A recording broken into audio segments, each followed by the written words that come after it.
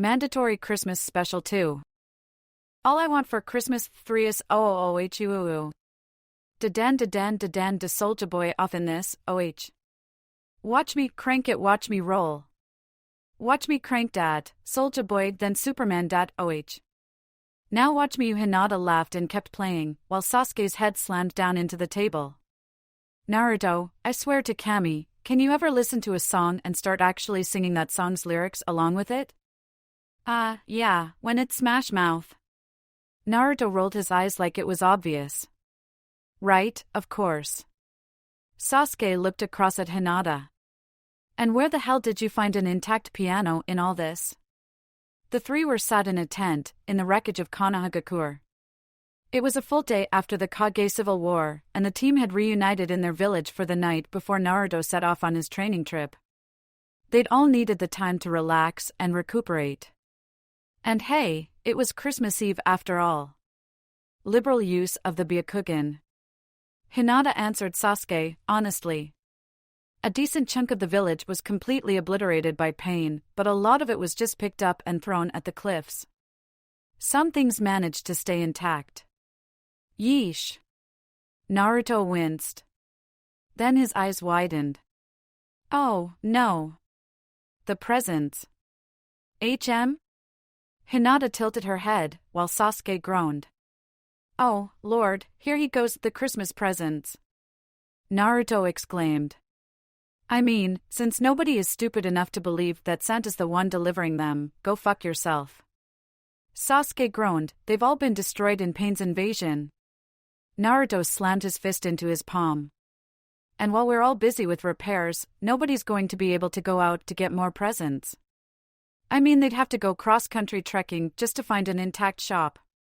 Actually, Hinata remarked false casually, with a small smirk that showed she knew exactly what she was doing. From what I hear, a large amount of the destruction was actually caused by the Kyuubi when it went rampant against the Deva path.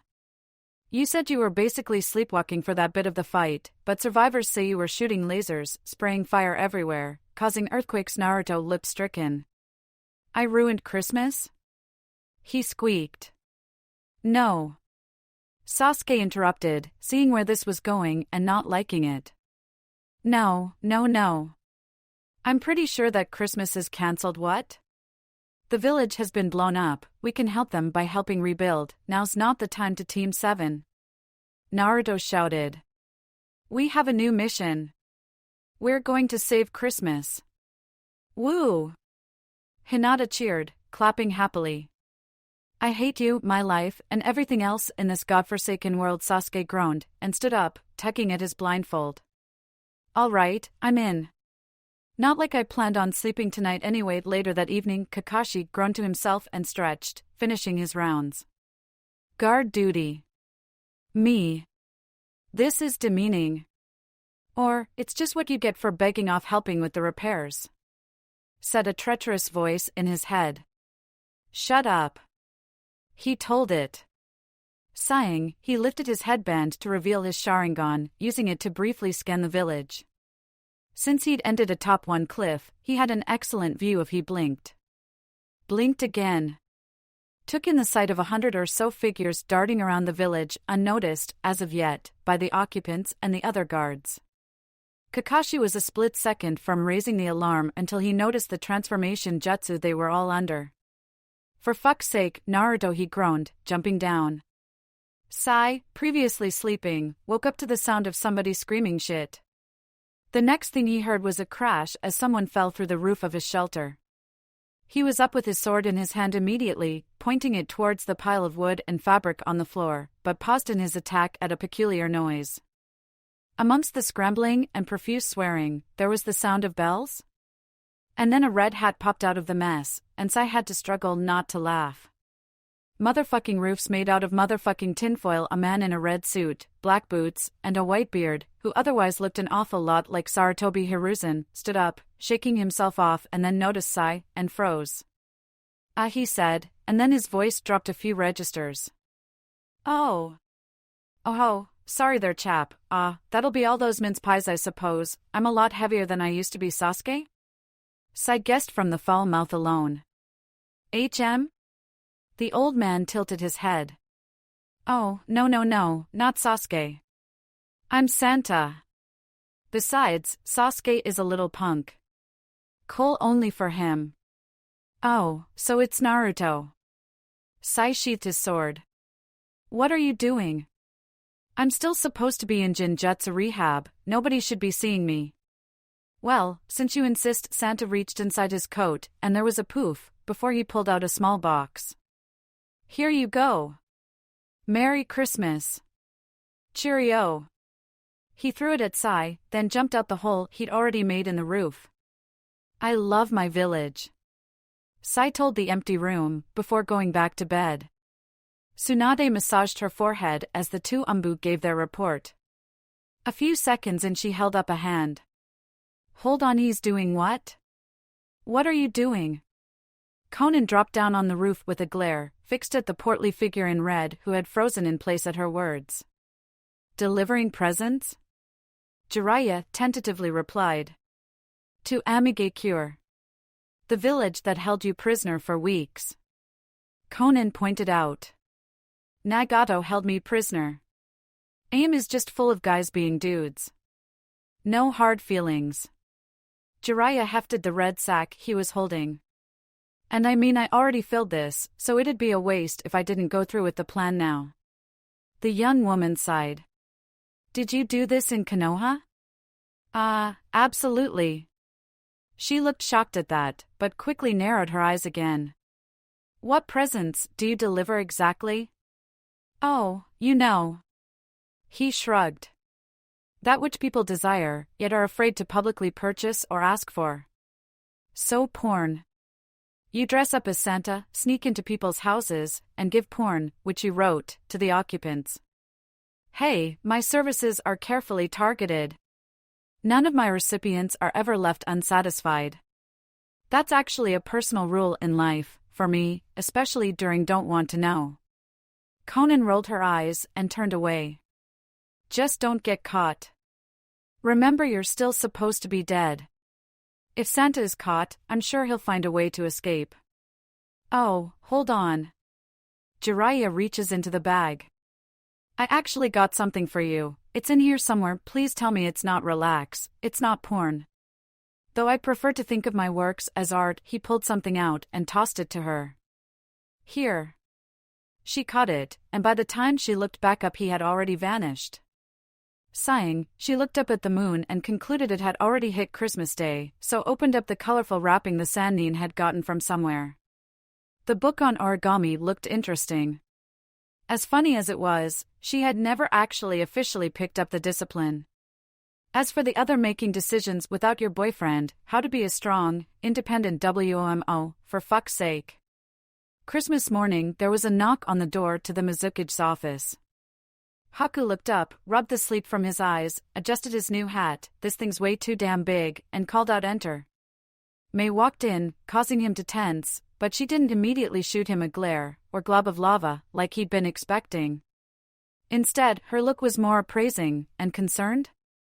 Pitying? All-nighter? She asked, after a moment. Haku replied, cautiously. Is that standard procedure for a Kage? Oh, you'd better believe it. Mei chuckled. She gestures to her own face. You have any idea how hard it is to maintain this? I spent half my life working and the other half doing whatever I have to keep the bags under my eyes invisible. She paused. Or well, spent my life that way. Yeah. He grimaced. I'm sorry for stealing your job? No, it's fine. She stopped and thought about it. Okay, it's totally not fine. You're a bastard. But it's what I did to Yagura, so I can't be too pissed about it, and hey, at least you left me alive. So what's up? Why are you here? He asked, confused.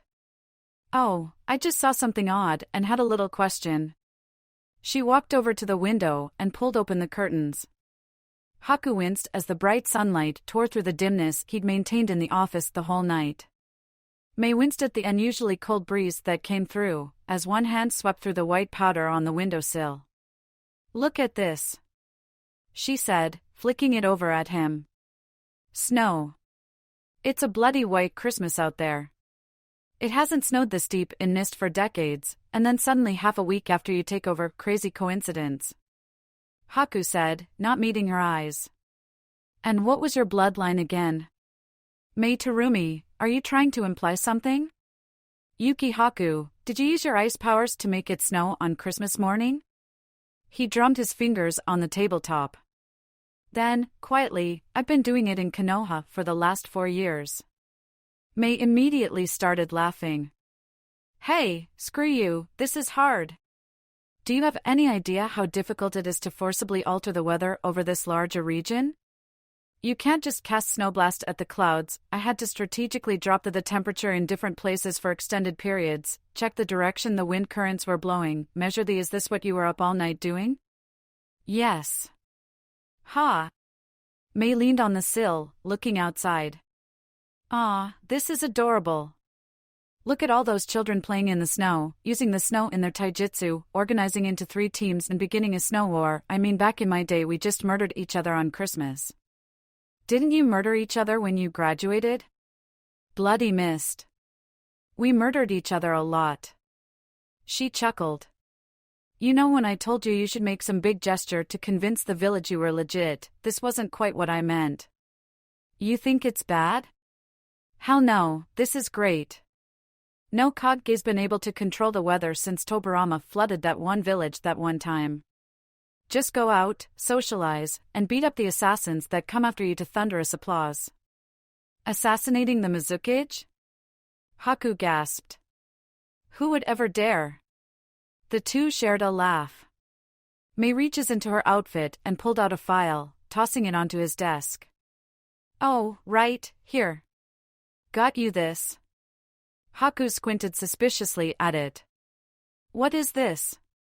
All the records missed has on Zabuza Momochi. Mei watched him tense. I took the liberty of gathering them up for you. Most of it's statistics and mission reports, but there's some fun stuff in there. School records, pictures, known family. Oh. Haku took the file, hesitantly. Thank you? No problem. It's Christmas, right? Mei moved to leave. Haku glanced up at her. Does this mean that you aren't also going to try and assassinate me today? Don't push your luck. Ha. Right. He got up and stretched as she left, then moved to go get his winter coat, the one that still had the little Kubikura bocho on its zipper. He'd put the effort in to make the snow fall, he may as well get out there and enjoy it. We're sure about this? Tsunade demanded, striding through the village. Everyone? Everyone. Kakashi replied from her left.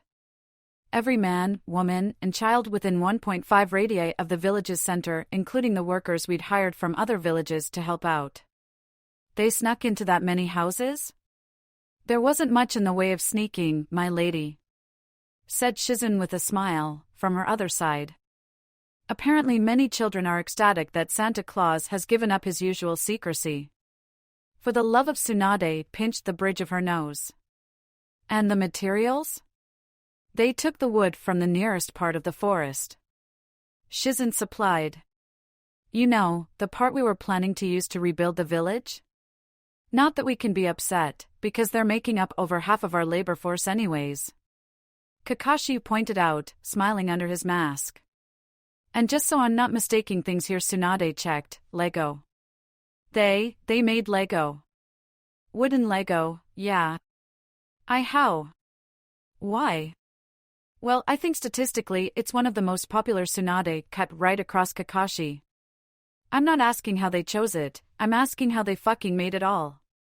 There's an acre of trees worth of bricks spread across my village. When did they learn wood carving? Probably last night. Kakashi explained. If I know them, Naruto sicked a few hundred shadow clones on learning the process, Sasuke copied it with his Sharingan and expanded on it, and Hinata handled all the direction and admin work. Their first night all together in the village and this happens. I'm beginning to see why I kept them all out on missions for so long. Is this it? They stopped outside a certain tent. Tsunade's aides nodded, and she stepped in through the flap with a glare prepared. Alright, you little shits, you'd better have a damn good explanation. Naruto, Hinata, and Sasuke were certainly there. The three were lying unconscious on a shabby, king-sized mattress in the middle of the room. Naruto had his hands wrapped around Sasuke's legs, Hinata was laying practically on top of Naruto, and Sasuke was drooling on Hinata's back.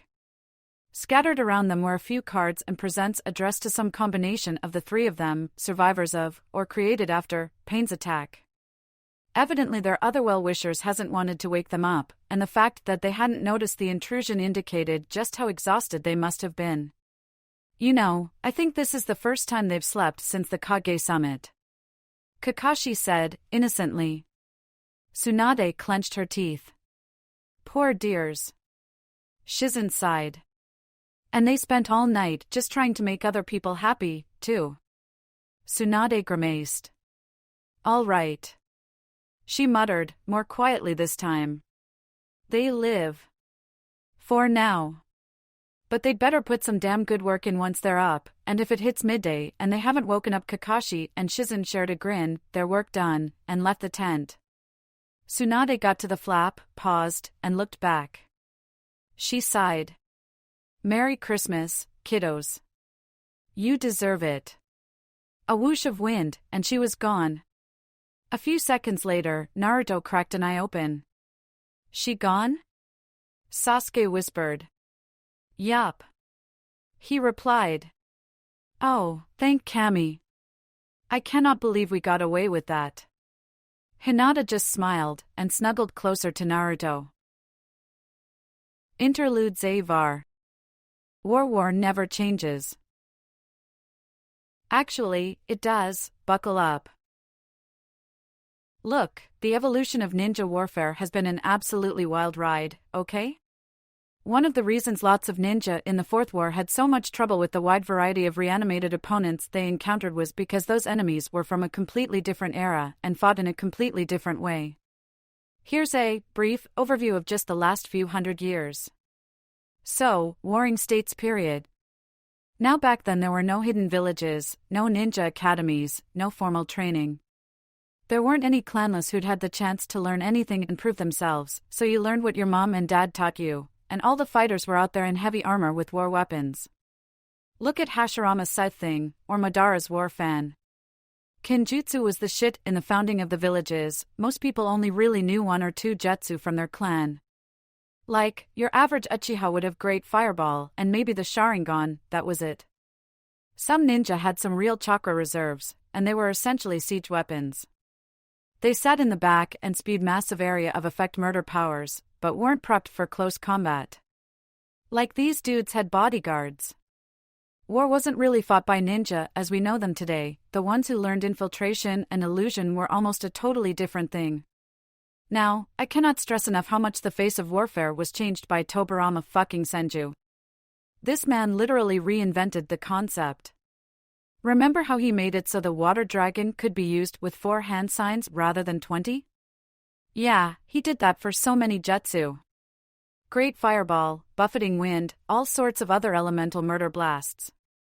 They were all way more complicated before he applied his principles to them. And he didn't even have the nature transformation to use half of these, he just did it anyway. When he was bored. Not to mention all the new techniques he invented. Anyway, point is, suddenly you could use ninjutsu fast, and that shifted the meta so much. Now the big chakra flex wasn't coming from an easily identifiable guy hiding away, it was coming from a dude right in your face. Katanas were the absolute dog's bollocks for this because they were big and effective, and you could sheath them in a split second, weave some hand seals, then draw them again. Konoha was pioneering this in the First War, but by the second everyone was doing it. It was still information warfare. Can I work out his clan's hidden jutsu before he works out mine? That's gonna be around as long as the clans are, but generally, fast with lots of power was considered the top dog, since armor wasn't so useful against giant lightning bolts. Now in the Third War there was an issue, namely, that everyone was dead. Like we've had 2 world wars already, and all the previous fighters are old. Means that even though this is the First War where most of the fighters had actually been through the ninja academies, the average troop quality had dropped a mile. Clanless were stepping up to make up most of the numbers cost so few clans had enough people to contribute. Like we're recruiting 7-year-olds here. You ever tried to talk to a 7-year-old? They're barely even sentient at that point, even ninja kids. Anyway, the name of the game in the Third War was versatility. This was when the humble kunai was popularized as the primary combat weapon, by Minato the sun shines out of his ass Namikaze, of course, when it had functioned as a backup for your sword before. It's fast, it's small, you can hold it in one hand, you can throw it, you can stick explosives to it, tie wire to it, carry a bunch of them, good stuff. And people's strats were cheap, quick and nasty, too. The rare jonin who actually had competence with a nature transformation or a strong clan technique were slaying these kids like crazy, at least at first. Issue is that if you check 30 genin at the shadow paralysis guy, one of those genin will figure out to let off a flash grenade, and now the guy's dead. They were teaching kids a few basic jutsu, drilling them in a few taijutsu kata, and throwing them out to die. Most historians agree it was the worst war out of all of them. Now, we thought we knew what the Fourth War was going to emphasize specialization. It's been a while since the last 3. Long enough for a new generation to be born, taught, reach young adulthood. Everyone was so goddamn prepared. We were making teams, putting the girl with Earth-style defenses together with the lightning one-hit knockout blaster and the Genjutsu specialist, strats like that. People had had time to really knuckle down on getting good at something, and then ganging up with their teammates to cover their weaknesses. Everyone was pumped for World War IV. We were gonna have team fights, everyone thought. We were gonna have 9,000 IQ plays. We were gonna have the most difficult, most classy war in history. We were idiots, and we were wrong. The Fourth Shinobi War wasn't about strategy. It wasn't about your clever gimmick, or how hard you'd worked. Sure, fun little fights were happening, but they didn't matter. This war showed us that you only matter if you're a fucking god among men. You only matter if you're Madara Uchiha or Naruto Uzumaki, because if you are, then you can tear through entire armies without even thinking about it. Naruto could literally make enough clones to take on the whole army if he wanted to, and he didn't even understand why we were all so afraid.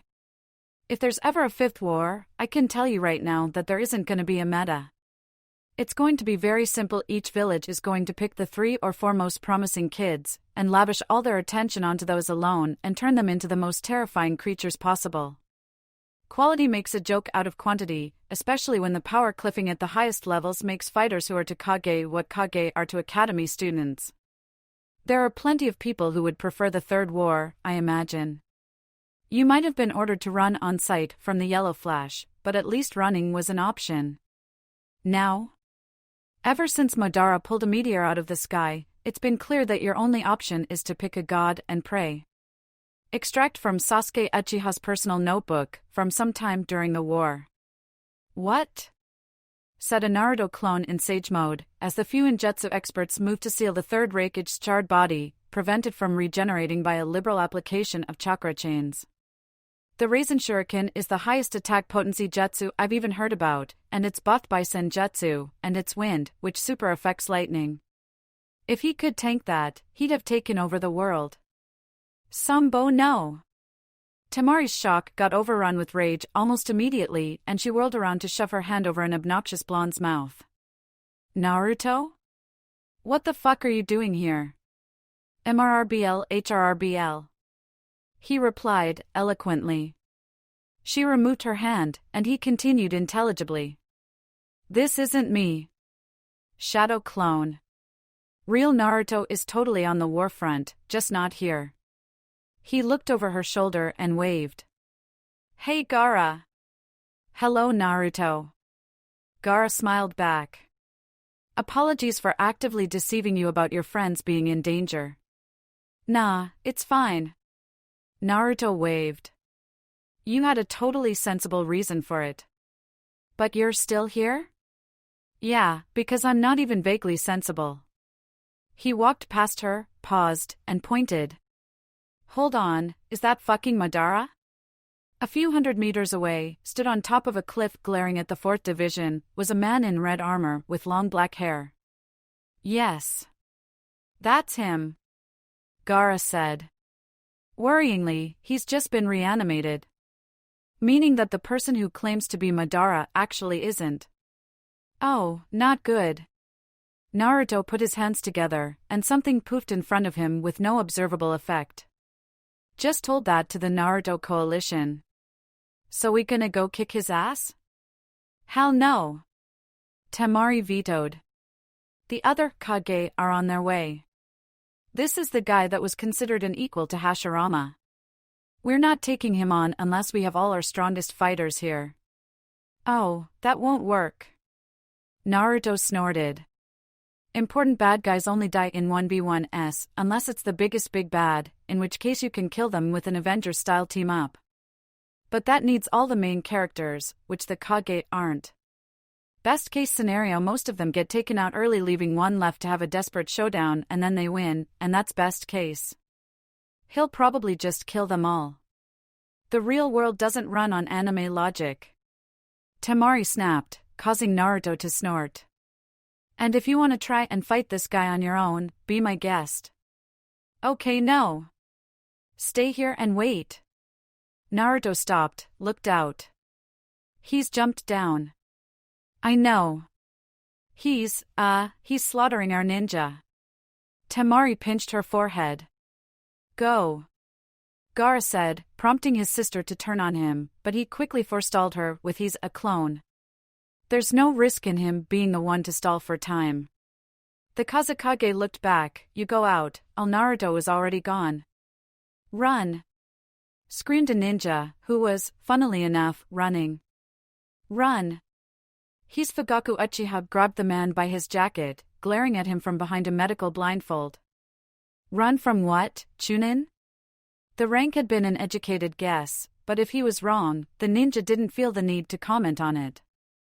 One of the reanimated ninja. He explained, Sharingan.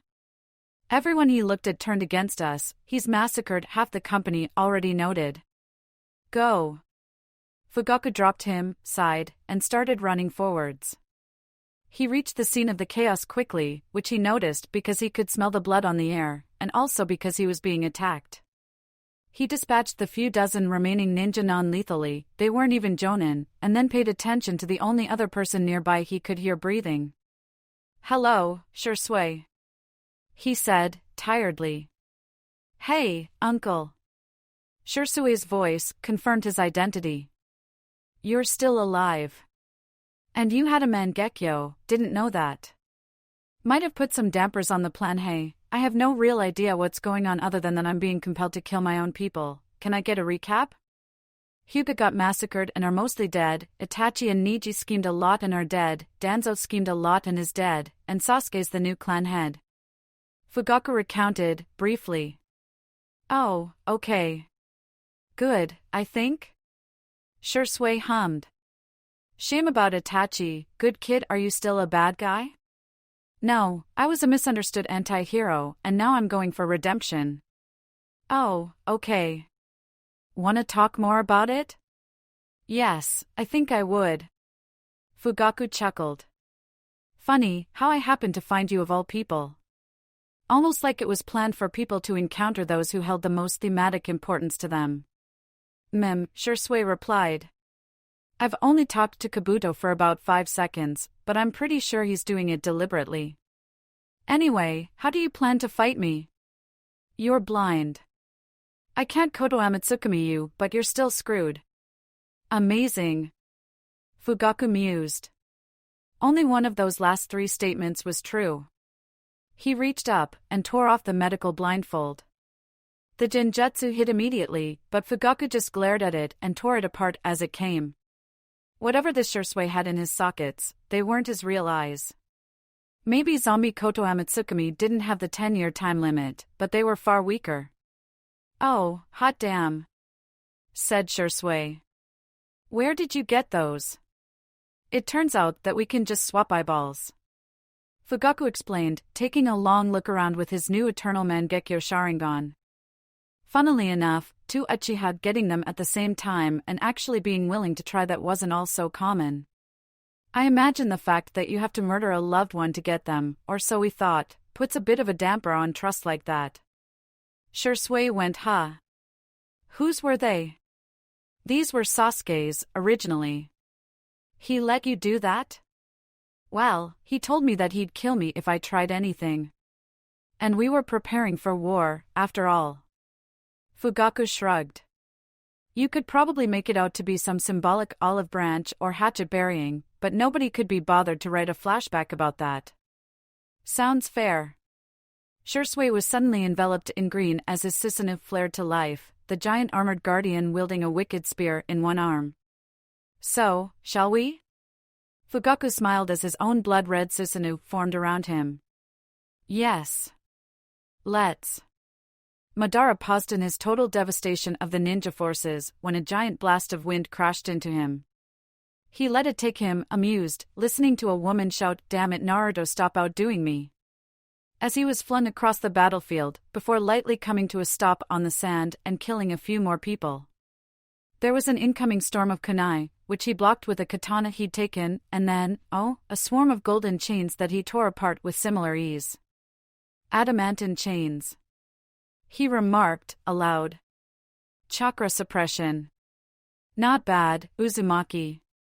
The next thing to come was a storm of wind blades, and those Madara couldn't block with the same ease. He channeled his power and, we'll stick with armored for now. His armored Susanoo sprung to life around him. The elemental attacks crashed into it with no visible effect, and he got an opportunity to actually see his attacker. Blonde, messy hair. Young, only 16 or so. Eyes narrowed. I like him. You're the Kyuubi's host? Madara asked. I prefer partner, said the boy. Some of us befriend the monsters rather than mind control them. I'm Naruto Uzumaki. How nice. Madara put his hands together, and his Susanoo mimicked him. Well, that makes all this easier. Would release, Great Forest emergence. Oh, shit. Naruto muttered, before raising his voice, massive chakra dick flop. Everyone back up.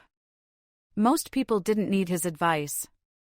The gigantic wave of writhing vines was tearing towards the Alliance at a rapid pace, breaking apart the ground and impaling, or simply bludgeoning, anything in its way.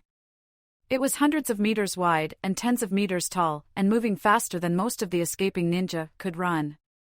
Kyuubi, Naruto thought, I gotta outflex him, otherwise I'll have to admit he has a bigger chakra dick than me. He has unlimited chakra, and you're being infantile. Unlimited chakra, but limited magnitude. We can't outlast him, but we can overwhelm him. Besides, do you want to show your power off to this asshole, or what? Heh. Naruto could hear the fox grinning. Fine. I'm keeping most of my power in reserve for when Prime needs it, but I can give you more than enough to pull this off. Wait, you can just transfer your power to whichever clone? Yep. And if we merge fully, our whole combined chakra pool will be shared between every clone who wants it. So the one weakness of my already bullshit jutsu will be completely gone? Yup. Merry Christmas. Now kick his ass. Naruto put his hands together, golden chakra suffusing his body. Multi-shadow clone jutsu. He shouted, and was echoed by hundreds of cries of Big Ball Rasengan. From his new army. As one, the wave of Naruto charged forwards, forming a wall of wrathful blue destruction that tore the would-release constructs into so much disintegrated plant matter. Holy shit. Temari breathed. Does Naruto have a bigger chakra dick than Madara? And this is just a clone. Gaara muttered. One of many. I wonder how big his dick is when they're all combined. There is a precedent, said an old voice from behind them. Historically, clans such as the Senju and Uzumaki had notoriously big dicks, while the Uchihas weren't particularly impressive. Gaara turned around and nodded. Anoki. Glad you could make it. Your thoughts? That this isn't the end of it. That Tsuchikage warned, floating up next to them. Madara's dick was unusually big enough to rival Hashirama's, though apparently the Hokage did have him beat for sheer size. Naruto's is certainly impressive, but I get the feeling that right now, Madara is only showing us the tip. We need to be prepared in case he whips out the whole thing. We're still talking about chakra, right? Asked Temari, feeling distinctly uncomfortable. Out on the battlefield, the primary Naruto clone was running forwards behind his wall of condensed teenage violence, TM, golden cloak glowing around him from the Kyuubi's residual chakra. There was a flash, and the first wave of clones disintegrated from a swing of the Susanoo swords, and Naruto was able to see Madara's face. He looked surprised, but not unduly so. Let's change that. Can I have a bijou bomb? We're not well synced enough yet. Ugh, fine. 2 or 3 shadow clones were able to flee the Susanoo's ring of terror, dropping back into meditative poses, and the cloaked clone charged in. With his increased speed, he was able to outright jump over one swinging blade, moving into a spin and generating a big ball Rasengan in his offhand.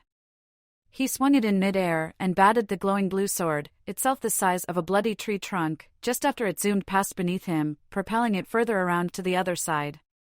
He landed and stretched out with his other hand, reaching out with chakra chains to ensnare Madara's other arm as his feet stuck themselves to the floor. Kyuubi amped Naruto suppressed Susanoo, and he was able to pull the arm over across the Titan's chest, anchoring it to the floor. The avatar's hands were, quite literally, tied. But its occupants weren't. Madara looked Naruto in the eye, Mangekyo Sharingan flashing. He tried to Genjutsu Naruto, and the Kyuubi broke him free. He tried to Genjutsu the Kyuubi, and Naruto broke him free. Then, sighing, Madara lunged forwards. The Susanoo disintegrated as the Uchiha flew towards Naruto with his hand outstretched, using the fact that Naruto too had tied hands to get a free kill. Naruto vanished, and was substituted with another clone, which was laden with explosives tags that detonated, harmlessly, to people of this level, the moment Madara got close. The 3 shadow clones that had been gathering sage chakra, the toads, were dumbass. Using 2 people to drain the area drains it twice as fast, stood up, and flung Senjutsu Raisen Shuriken. The primary clone leaned back against one of the stone pillars, and smirked as the attacks crashed into their target. Kankuro groaned as his advanced scout drones started to disappear. No, Team 7, it's fine, you lot all go do your own thing. No, Guy, it's fine, you go report to the Hokage. I'll just travel alone, I'm sure nothing will happen. Why do my bad choices have to have consequences, huh? He stopped, and began summoning his puppets. A few seconds later, Chio appeared in the clearing in front of him, which briefly gave him a bloody heart attack, because what the actual hell? What the actual hell? He said aloud. Reanimated to come kill you. Chio replied, wrinkling her nose as she looked at his defenses. What are those? They were Chikamatsu's 10 puppets. Kankuro explained. Then I took them apart to see how they worked, and put them back together again. Also that one used to be Sasori's body, same concept. Oh, well done. Chio clapped, once. Now, let's see what they can do. The smoke cleared, and the figure in red armor was fine. What the fuck? Naruto shouted. Bullshit, how are you still alive? Because I'm Madara fucking you. Madara paused, then glared into the middle distance. No, damn it, I refuse to pick up Hashirama's tics. Wait, Hashirama came up with the I can do whatever I want thing? Naruto asked. Oh, indeed. But I always thought that if you're trying to avoid revealing how your powers work, you may as well just keep your mouth shut. Madara shook out his hand. That was a very strong technique, but to answer your question, he looked up, and let his eyes shift pattern. Naruto gulped as the Rinnegan became visible. I absorbed it with the Pretapath. But the Pretapath can't absorb Sage Chakra. Naruto protested. Oh, it can, but that doesn't mean the person who's trying to absorb it has any idea how to handle it. I have killed enough sages to be proficient in using it, though I can't gather it myself. And where the hell did you get Rinnegan from anyway? Naruto asked, carefully walking backwards as he stabbed down rapidly on the increase threat level button in his brain. They're mine. I developed them in the first place. Madara shrugged. Then he put a hand to his eyes and frowned. Or no, these aren't mine, thank you for bringing that to my attention. The originals I put in a boy named Nagato, so I imagine these are some scientific replica constructed from my DNA, built for use in this body. Ha! Said the QB, that was all Madara, fucking called it. Madara stopped musing, which Naruto noticed because the killing intent he was emanating tripled in a moment. Now, let's test my summoner's limits, shall we? Tenai Shinsei. There was a subsonic boom as Madara resummoned his Susanoo and started weaving hand seals, and Naruto had the good sense to jump the fuck backwards, grouping up with Gaara, Temari and Inoki again. A few seconds passed as the 4th division grouped itself back together and Madara didn't move. Ah. Naruto looked between his friends. Is he just screwing with us? No. Temari said, gulping. Guys? Look up. They did. Aoeowa, holy shit, what the fuck, run. Run for your lives. The giant fuck-off meteor continued, despite their screams, to plummet towards them with terrifying rapidity. Naruto's jaw was hanging open. What kind of Majora's Mask bullshit is this? Enough panicking. Inoki snapped. We can do this. I'll use my particle style to decrease its weight. Gaara. Summon some sand and catch it. Will that work? Temari asked, desperately. If it doesn't, that thing's going to team wipe the whole division. Gaara held his arms out, concentrating. I will not allow this attack to kill my friends. Inoki, go. Right. The diminutive Kage flew upwards, and a giant pillar of stand began to form and mushroom outwards above them. I'm sorry. Naruto said, face scrunched up in anguish, I don't have enough chakra to help out, with all the madness happening to Pran Naruto, for once in your life. Gaara bit out, with some effort. Shut up, and let us carry the team for a moment, okay? Naruto nodded, and did as he was told. Inoki hit the boulder, and the boulder hit the sand. The resulting sound was deafening, everyone on the ground stumbling as the giant object collided into its sand umbrella and began to push downwards, slowly shedding momentum over 100 meters or so as it moved inexorably closer to the ground. Gaara grit his teeth, and more sand supports rose up from the ground, as with a grinding noise, the meteorite slowly came to a stop. There was a long pause. Got it. Gaara winced. Hardening the sand now, it should hold indefinitely on its own after I'm finished. Woo! Naruto grinned, slapping his back as the tension broke. Go Gaara! That was amazing. Impressive indeed. Came a booming voice. Madara was stood some distance away, watching them casually. I'll admit, I didn't even think you'd stop one meteor. Oh, one? Temari asked, tentatively. And then the second meteorite crashed into the first. It is a common misconception that shadow clones cannot feel. This isn't exactly true. They obviously don't have souls, which is known, because you can't rip said soul out of them, but as a mirror of their creator, they can think and feel emotions in line with the way their creator would.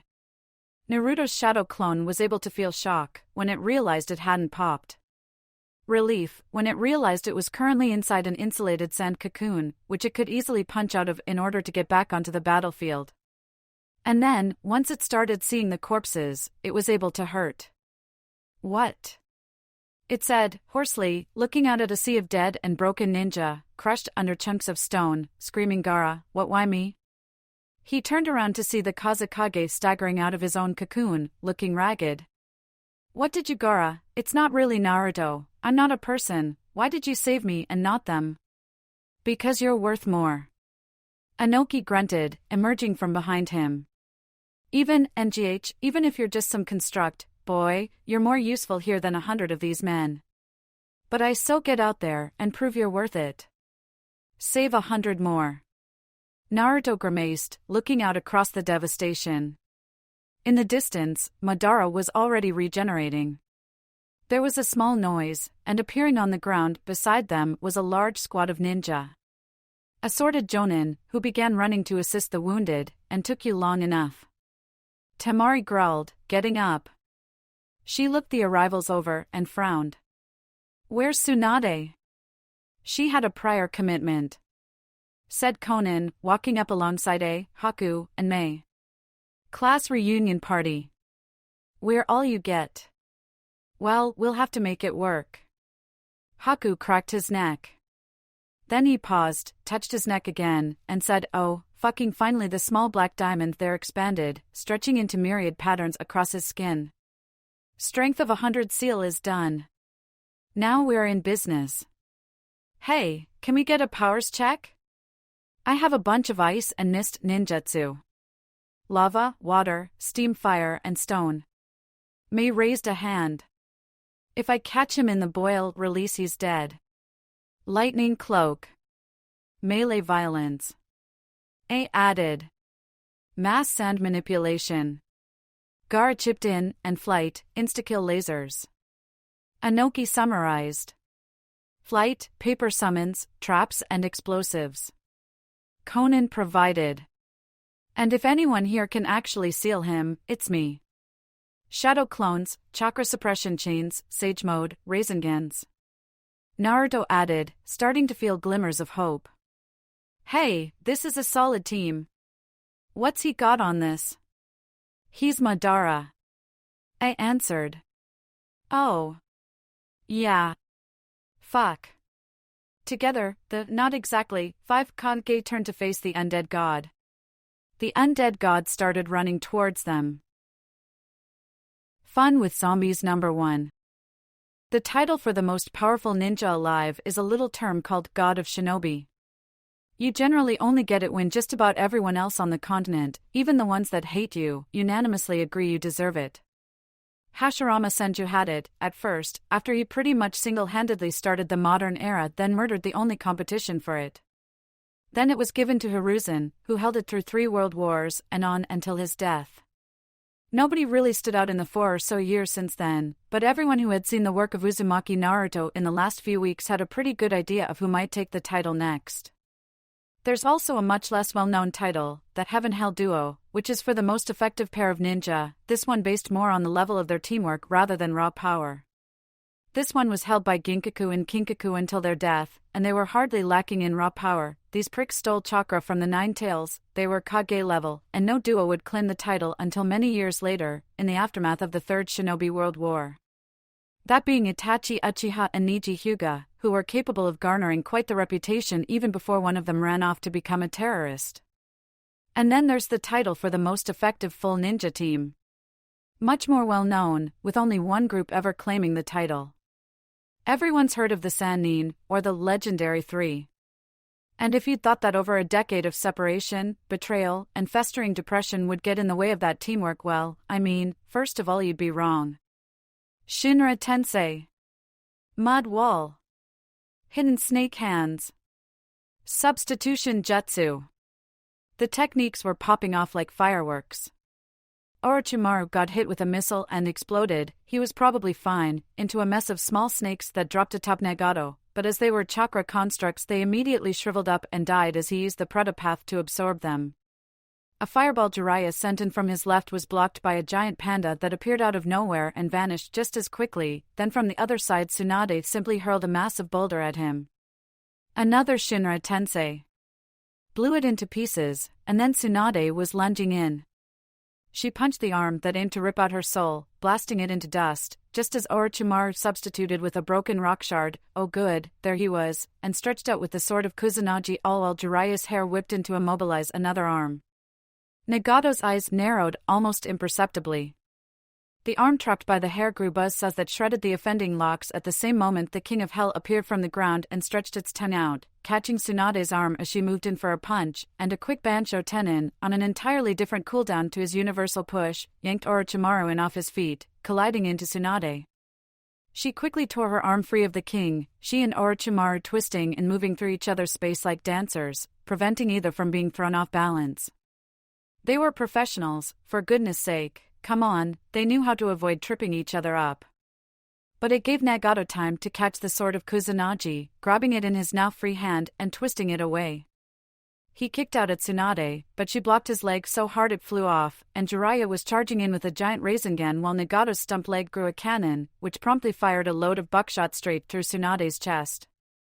The hand that had redirected Kusanagi grabbed Orochimaru by the throat, who then exhaled in Nagato's face, releasing a cloud of fumes that quickly congealed into an adhesive mass that covered his upper torso, leaving him unable to move an arm to catch the Rasengan that was growing closer, and the timer ticked over.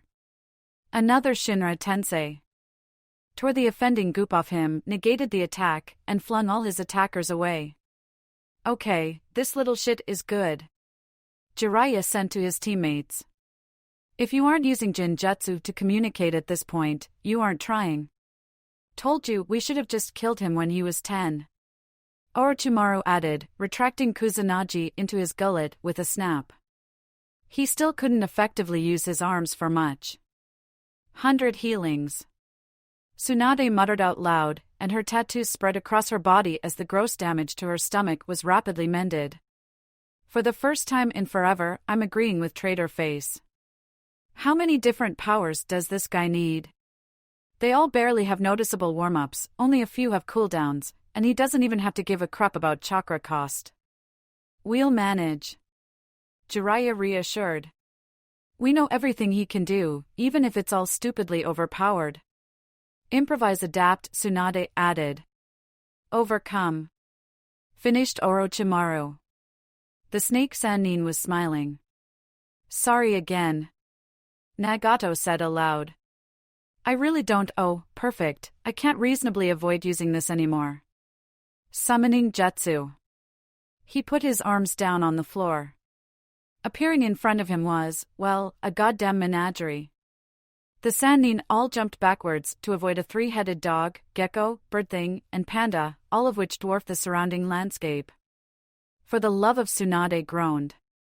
Oh, come on team, Power Ranger moment. Jiraiya grinned. He bit his finger, Orochimaru slit one palm with a nail, and Tsunade gathered some blood from her wounded stomach. As one, they declared summoning jutsu, and slammed their hands to the floor. A gigantic toad, slug, and snake all boomed into existence, quickly taking stock of the situation and each other. Oh ho ho, great! Round 2. Can't argue with another chance to take on this guy. Gamabunta grinned, drawing his sword.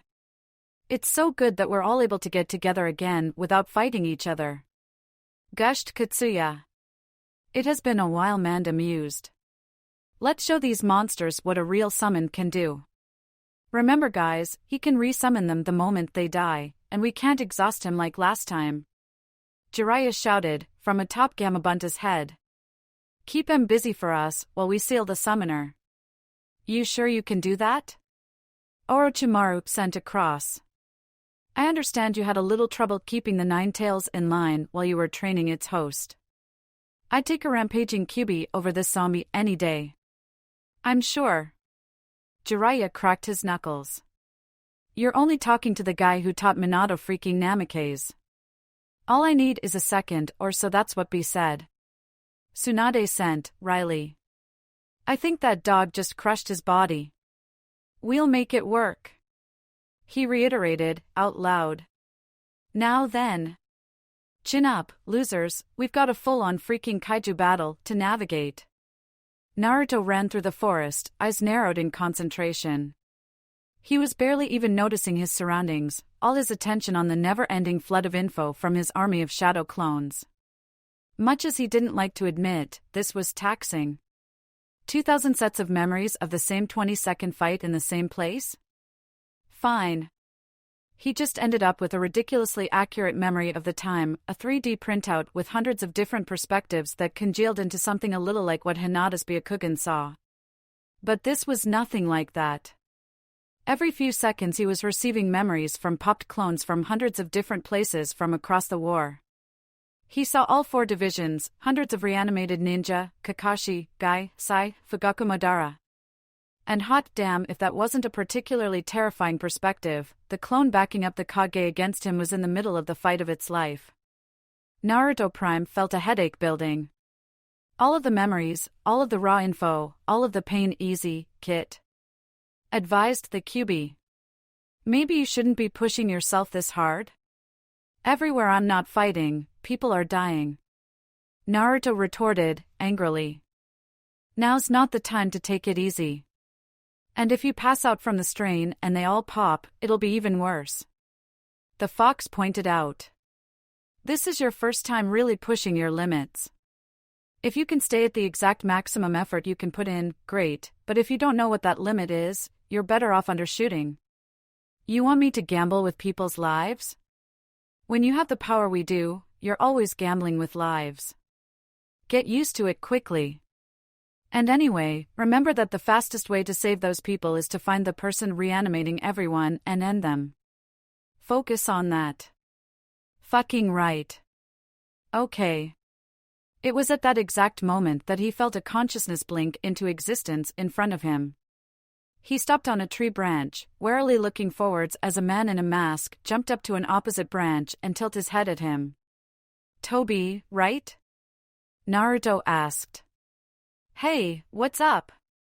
I'm here to walk right into your trap. You are, aren't you? The masked man replied. Naruto didn't fail to notice that one of his eyes held a Sharingan and the other a Rinnegan. How many of those freaking things are there? I'm a little curious, Toby continued, why you are here, given that you're fully aware I want that bijou. I can understand, but you have clones, dude, what's your deal? I'm an idiot. Naruto replied, smiling. I mean, I could use the excuse that I'm a lot more durable than the clones are. But the truth is, I just want to punch your face in personally. Toby laughed. Well, damn if you don't fit the textbook definition of a shonen protagonist. Naruto's smile widened. Fit it? I wrote that definition. Oh, I like you. Toby clapped his hands. Well, you know what has to happen now, right? Final showdown? Naruto asked. We can't do that one until I've fully bonded with the Kyuubi. Sorry, dramatic story structure, you know. Oh, crap, you're right. Toby put one hand to his chin and stroked the mask there with a finger. Okay, so that means I know. You can fight my evil lieutenants. He snapped his fingers and the air in front of him swirled, a portal of some kind opening in midair. Out of that portal jumped 6 men and women with Rinnegan eyes, and Naruto suddenly got a blast of déjà vu. Oh, poop. He muttered to himself, then raised his voice. Are those the freaking Jinchuriki? Yup. Toby sounded like he was beaming, as his 6 paths of pain arrayed themselves in front of him. Funny thing, you know how I have all the tailed beasts in the ghetto statue? Well, if I really want to, I can imbue those beasts back into the bodies of the paths of pain. So I can remote control 6 Jinchuriki to fight you while still keeping all the Rinnegan powers to myself, isn't that neat? They can all use their bijou powers? They can all use their bijou powers, yes. And you're controlling them and they can all see through each other's eyes still? Yes, and they all have their jutsu and bloodline limits from when they were alive. Naruto sighed, deeply. I know this is kinda rich coming from me. He said, making a fighting stance. But your powers are bullshit. Sasuke had noticed, as early as back in the Forest of Death, that an Uchiha and Hyuuga working together made a dangerous pair. It had been true in the Chunin exams, and it was even more so now their dojutsu had both improved considerably in the last 4 years, and they were able to synchronize with each other to an incredible degree. There was one slight problem though. Great Fire Lightning, that combination attack won't work, you two, we've been using it for years, we know how to block it. Fuck off, Itachi. Yeah, their opponents could do the exact same thing. Only they had a decade more experience doing it. The forest where the Hyuuga and Uchiha brawled was barely even still there at this point. One side had eternal dojutsu, and the other side regenerated and had infinite chakra, which meant that everything in a 200-meter radius was covered in either black fire, white opal, or both. Navigating that terrain, with the abandon only undead can muster, were Neji and Itachi, and the pair were working together like they shared the same brain. They substituted with each other constantly, meaning Sasuke and Hinata could never be sure which opponent they were going to face at any given moment. They threw each other equipment, they set up jutsu for each other to capitalize on, they acted without taking any time at all to communicate, yet always managed to be at the exact right place at the exact right time. And then, obviously, there was the dojutsu spam. Tsukiyomi! Itachi called, making eye contact with Hinata and Hirajikoma. She tore the Genjutsu apart almost immediately, but was too slow to stop the Amaterasu. That sprung to life on her torso, and was only saved by Kagutsuchi. Sasuke pulling the attack away from her while he was trying to defend himself from a taijutsu blitz from Neji. In turn, it was only a rapid Kesho Deketsu from Hinata that froze Neji's arm in place to stop his palm striking Sasuke's head. If Hinata hadn't shared the secret about deliberately blinding yourself, Kokosora would have taken Sasuke out the fight before it had even began. You know, it is actually really fun to be able to use all my crazy powers. Neji shouted, freeing himself and jumping away as Samahata crashed into his previous location. You know, without worrying about overusing them and killing myself. Yes, I'm sure it's a wonderful power fantasy. Hinata shot back. Now could you kindly stop it? You're making this a lot harder for us. We're under Kabuto's control, remember? Itachi explained, as he flicked one wrist and the air in front of him was torn apart by shuriken and kunai. We're being made to go all out. I've been running through a bunch of mental gymnastics to try and interfere with it, or IDV killed you twice already. 3 times. Neji cut in. Oh, quit showing off. Sasuke snarled. Look, do something. Neji advised, focusing on Hinata. You can't beat me with attrition this time, cousin, you need to do something decisive. Trust me, you do not want to know what Kabuto has planned for you. I didn't, until you said that. She rolled her eyes, while she was pirouetting upside down with a chidori in her hand. All right, fine, escalating.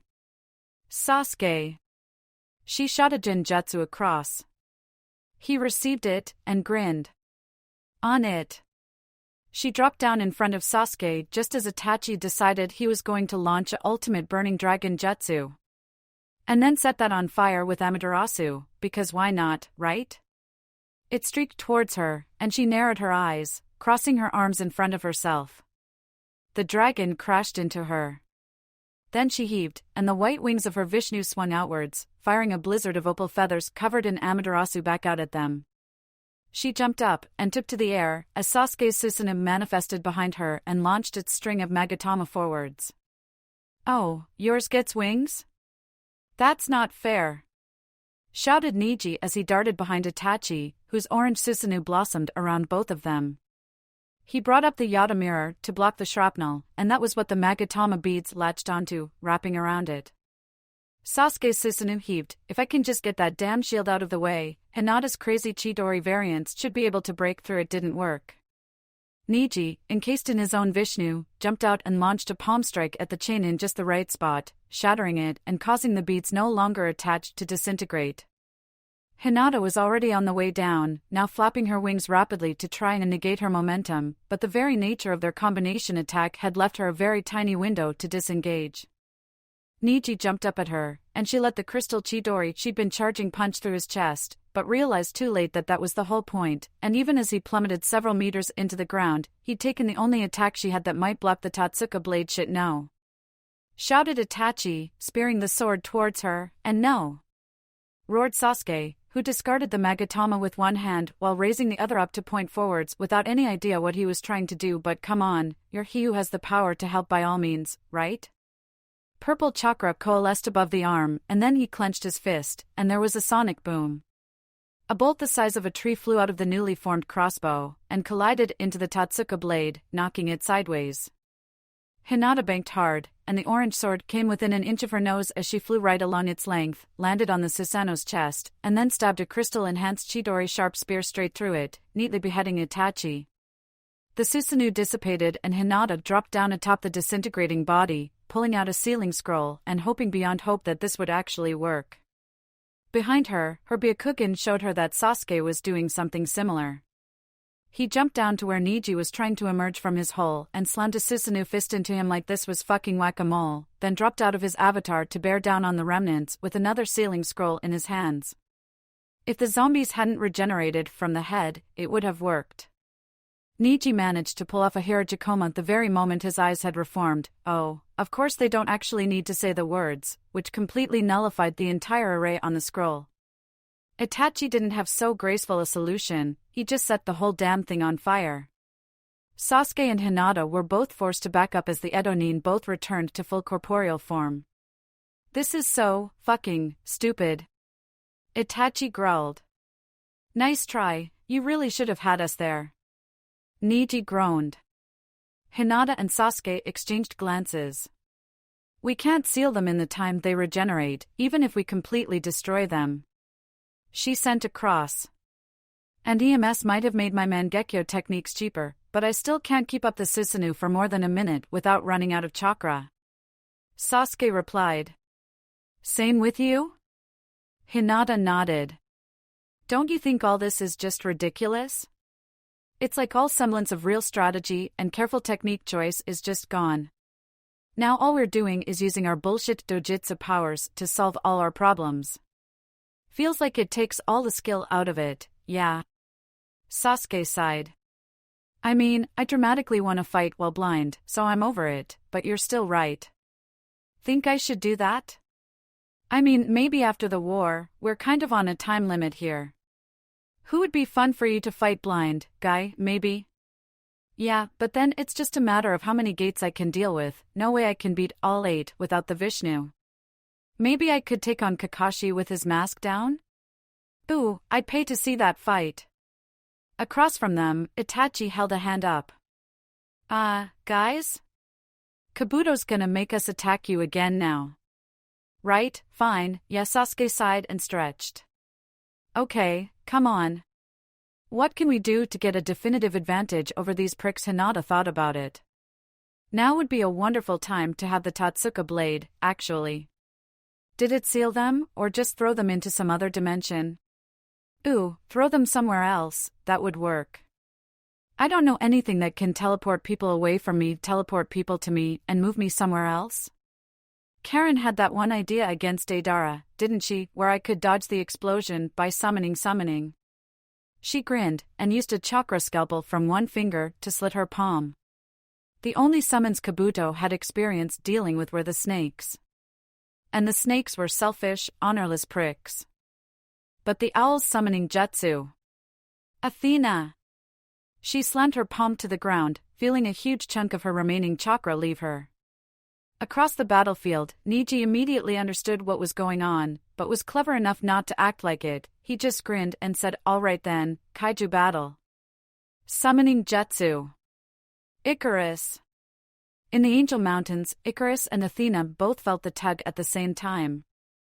They looked at each other, then both turned to the other 2 owls nearby. Don't go anywhere.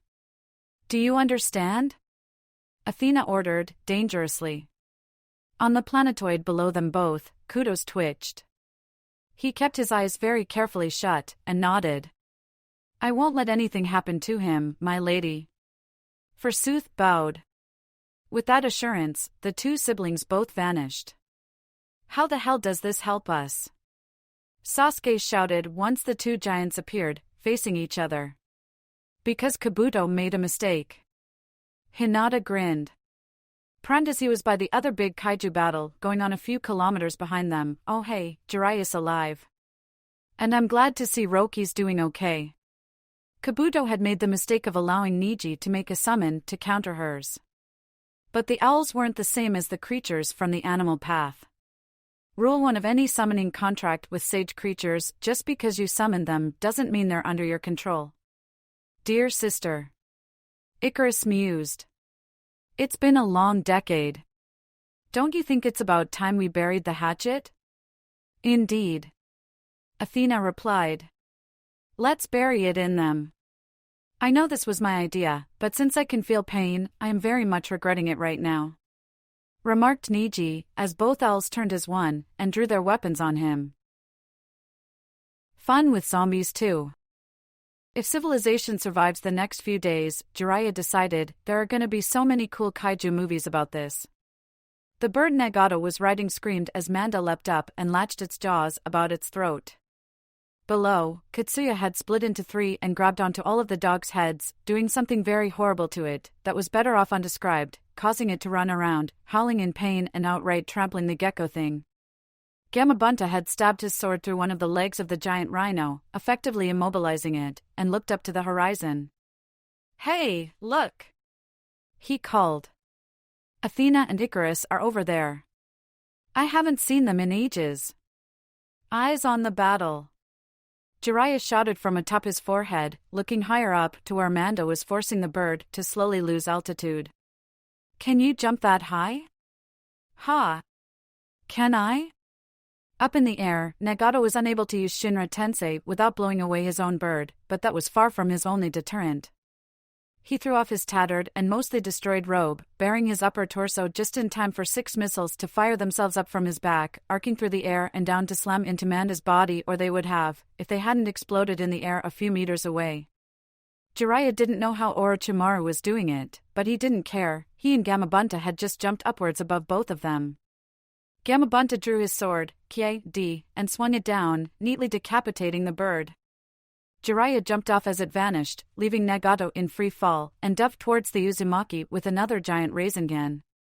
There were a few ways the plan could go, and the route was decided when Nagato chose not to negate the attack with one of his precious universal pushes, instead catching it with the Predapath. This was good. This meant 2 of his arms were occupied. His third Azura limb disjointed awkwardly, and caught Orochimaru's attempt to cut it off with the sword of Kusanagi. Everyone who had fought with or against the Sannin knew that generally, Orochimaru could find a way to be wherever he wanted on the battlefield, regardless of anything you tried to do about it. Jiraiya kept on pouring chakra into the giant Rasengan, feeling his reserves dip dangerously as Orochimaru kept swinging his mouth sword to keep the Azura arm from doing anything as they all fell through the air, and Tsunade jumped up from the ground below them, preparing a double kick that would blow off both Nagato's normal arms and free up Jiraiya to start the sealing process. Even if he uses the universal push, she's out of range, and Bansho Tenin. Oh, for fuck's sake, Tsunade felt herself being yanked in even faster, and then they were all within 10 feet just in time for Shinra Tensei to hurl them all away again. This wasn't the end though. Gamabunta was falling beside Nagato and had just finished the hand seals for a water bullet, and hopefully the Uzumaki wouldn't realize that, since they were sage creatures, he couldn't absorb their jutsu, he realized. He made one hand seal, and the giant panda teleported from the floor to just in front of him, catching the water bullet and being flung backwards across the forest. Then he made another seal, and the bird was resummoned below him. This didn't only catch him, it caught Tsunade, who had been thrown directly downwards by the Shinra Tensei and was now flat on her back amidst grey feathers. She immediately slammed her fist downwards, hitting the beast below her with enough force to destroy it immediately, but it had already arrested all her momentum and Nagato was practically diving towards her with his hand outstretched. She growled, and clapped her hands together. The force she generated broke every bone in both hands as she replicated a move she'd seen in a movie once, and had then attempted, and then been laughed at by her teammates for weeks. It had gone about as well as you'd expect. The resulting shockwave blasted through the air and outright tore Nagato's outstretched hand off, and propelled Tsunade downwards faster, giving her enough time to reorient herself, hit the floor, and jump away. Nagato regenerated the arm, resummoned the bird, again, and floated there watching them. The timer on Shinra Tensei reset. The Sannin regrouped. "I'm a little bit upset," Orochimaru admitted. His body was missing an arm and bleeding profusely. "Yeah. Getting a little of that myself," Tsunade said through gritted teeth, as her hands painfully mended themselves. "Please come up with something," Nagato shouted over to them. "The only reason I'm being this passive is because I'm currently trying to exhaust you all. And the only reason I'm allowed to do that is because you haven't really threatened me yet." Even if it was the least effective strategy Nagato could pick, it was still working. Jiraiya assessed the situation and sighed. His chakra pool was practically empty. "We need my sage mode," he told them. "I could tango with Deva in it, for a while. And if I can make a Senjutsu Rasengan, we only need to bait out Shinra Tensei and it's GG. It might just turn him into a statue right on the spot." Tsunade looked across at him. "You going to summon Ma and Pa?" Don't have the chakra to. I'll have to manage without. He grinned weakly. If I'm ever going to become a perfect sage, now's the time, right? How long will you need? Orochimaru asked. I don't know. Full seconds. Maybe minutes. Wonderful, the snake Sannin seemed to finally notice the state of his body. Fine. We'll buy you the time if it kills us. Don't you dare make it kill us. Tsunade warned him, before looking across at Orochimaru. You want some healing on that? Nope. This body was only ever meant to be temporary. He breathed in and out. This might be a little gross. Eight-headed serpent jutsu. Oh, crap, now we're talking. Nagato tapped his bird once, and it charged forwards. Tsunade smashed her fists together, Jiraiya began to meditate, and Orochimaru straight up disintegrated. Indra's arrow miniature. Oh, this has got to be karma for when I made you fight him. Not karma. Just spite. Itachi and Neji quite reasonably got out of the way of the giant bolt of lightning. Yada mirrors all well and good, but not when the attack is bigger than the shield, and Hinata swooped in after it, launching down into taijutsu with her cousin. Sasuke couldn't join her. He was stood atop the head of Athena using Kagutsuchi to redirect all the black fire Itachi was throwing at them. The benefit they gained from sacrificing one of their combatants like that was fairly obvious. Another arrow wider than Hinata's armspan blasted past her cheek and tore a gaping hole in Neji's left side as he tried desperately to evade it, his remaining limbs blocking her furious taijutsu assault. Insufficiently. Her wings dug into his shoulders, leaving his arms to beat harmlessly against them as hers were free to strike at his head and torso. Such attempts were ineffective, because the whole point of the damn Vishnu was that it didn't let chakra through. For the love of something personal mantra, worlds literally at stake, let's do this first gate. Open! She closed her fingers and punched and began to see some real effects. We really need to stop meeting like this. Neji shouted at her when her fist broke his collarbone. It healed rapidly. Your bloody fault. She snarled, skin red. You're the one who had to break into so many bits while I was kicking your ass the first time. That's technically fair. Neji continued blocking as she forced him further and further backwards.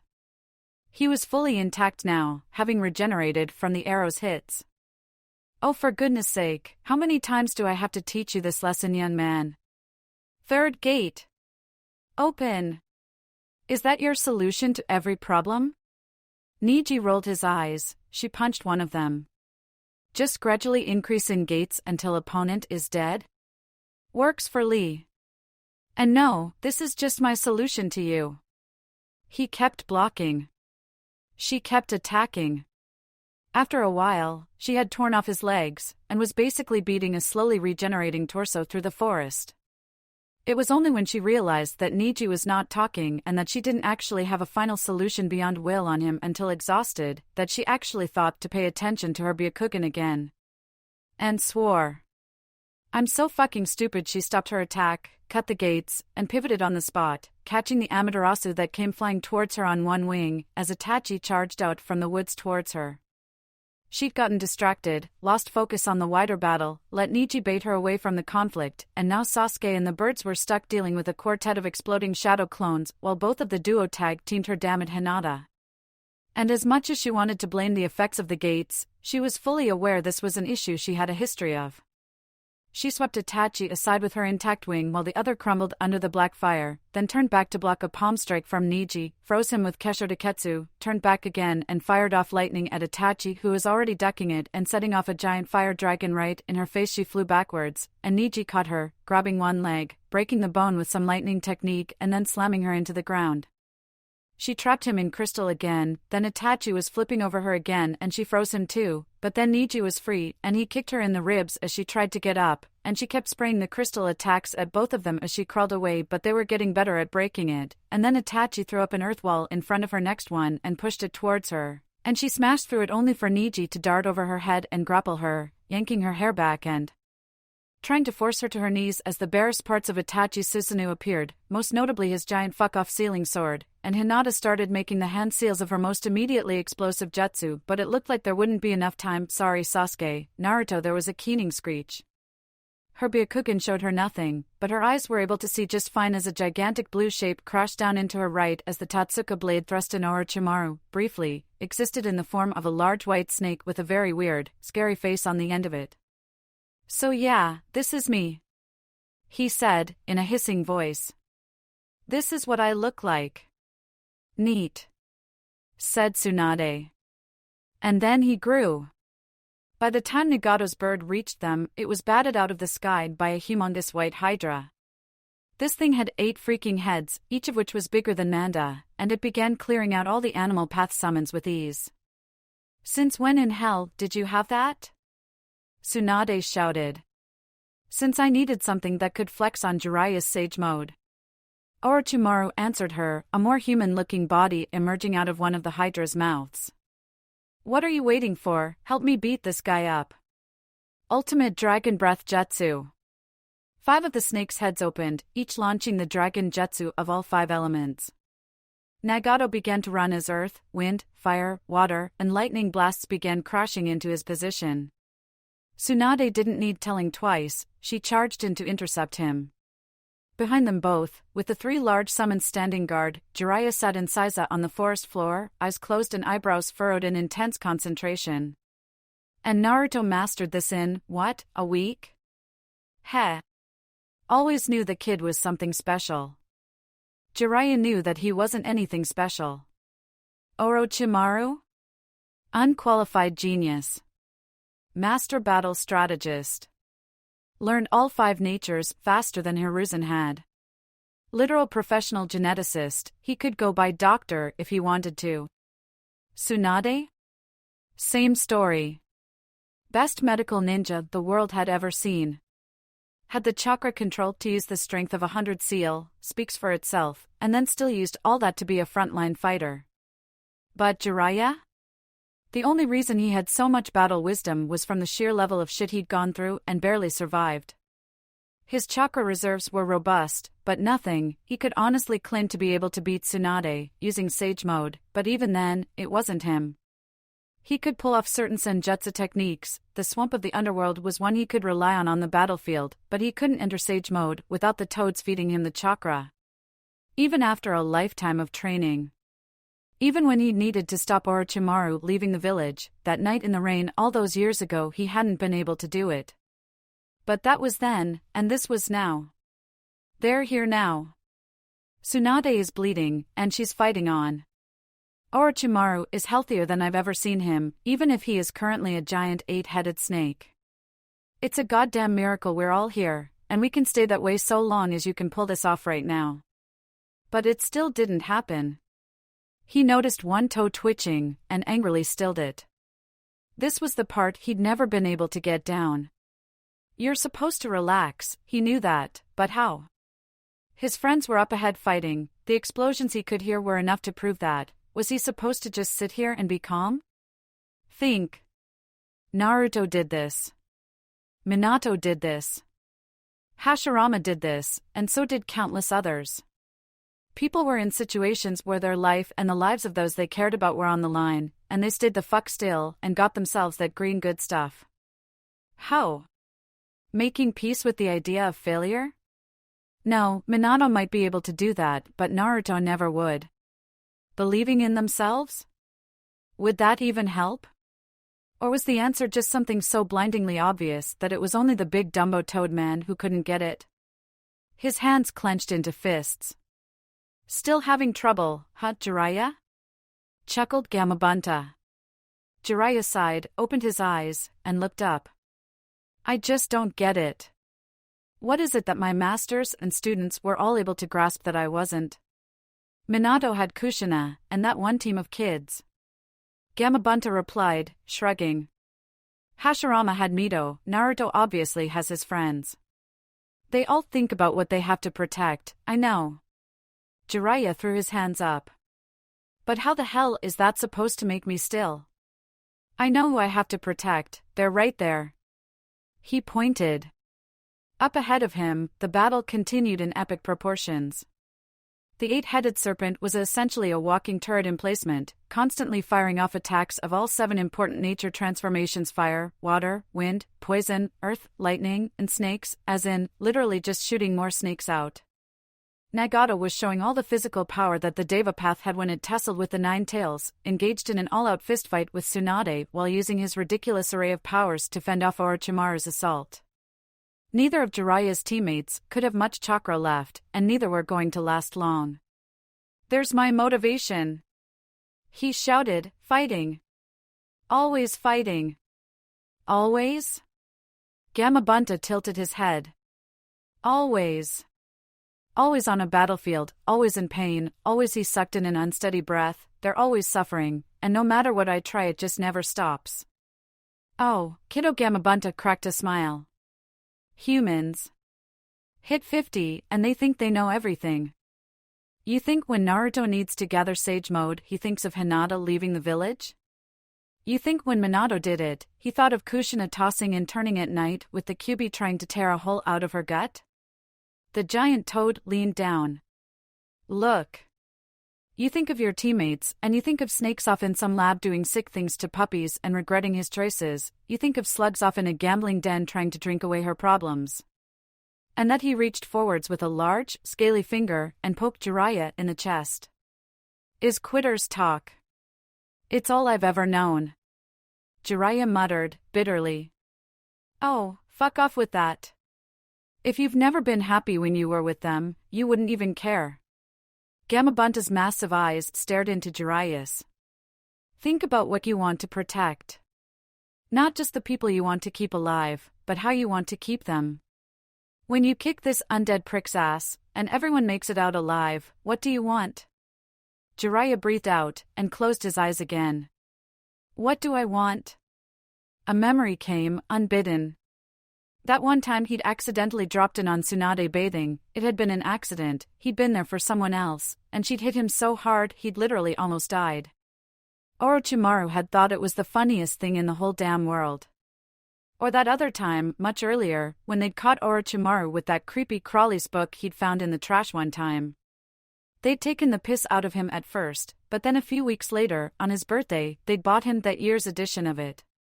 He was a kid with no parents, he couldn't afford the things himself until his mission pay started kicking up, but the look on his face when he'd got it, "I want to go out for a drink with them." Jiraiya decided. Swap stories. Play pool. Cheat at pool. Break the pool table. Get kicked out of the bar and go cause mayhem across Konoha. Just hang out. Finally stop worrying about all the fighting and the war and the nonsense, and just I want them to be happy. So that was what he thought about. And his body was still. And the chakra trickled in. Hinata felt nauseous as everything her Byakugan was telling her suddenly changed, and she was in pain as she was buffeted by a giant navy blue wing, and then she crashed into stone with a thud that knocked the breath from her lungs. "Lady Hinata. My lady, what's crash?" She sat up, rubbing her head, and stumbled to her feet. She was in the Angel Mountains? "Oh, no, Athena!" she shouted, stumbling to the edge of her planetoid and angrily trying to fix her broken leg. The great owl had landed, though that might have been the wrong word, on a lower rock, and was clearly hurt. One wing was snapped at an odd angle, and there were black flames spreading across numerous areas of her plumage. She ran the Amaterasu gauntlet, crashed into me, and desummoned us both here. Kesho Taketsu. Hinata layered over the black flames with crystal, extinguishing them, then shouted Athena. "Are you all right?" "I will live. As will you. That is all that matters." Athena tried to find her feet, but fell again. Her face was pained, but her beak Hinata had spent long enough with kudos to know the approximation of a smile. "I would give an eye, a wing, anything to protect the Hyuuga." "No, to protect you, Hinata. I'm always getting people hurt. Damn it, damn it." Hinata stomped one foot on the planetoid, causing a not insignificant crack, and turned around. Stood behind her, Kudos and Forsooth were bickering very loudly. "It is out of the question. You are hurt, I'm fine. You need to let me go. Absolutely not. Forsooth looked across at Hinata. My lady, I am so sorry, what's wrong with Kudos? She snapped. Last time I was here you wouldn't let me see him, said he was still sick. I'm not, he is. Forsooth overrode the younger owl's objections. My lady, it's that thing that was put in him. He gestured. Hinata frowned, moving closer to Kudos. He initially shied away, but eventually faced her, opening both eyes. The Mangekyo that was his left glinted an eerie red.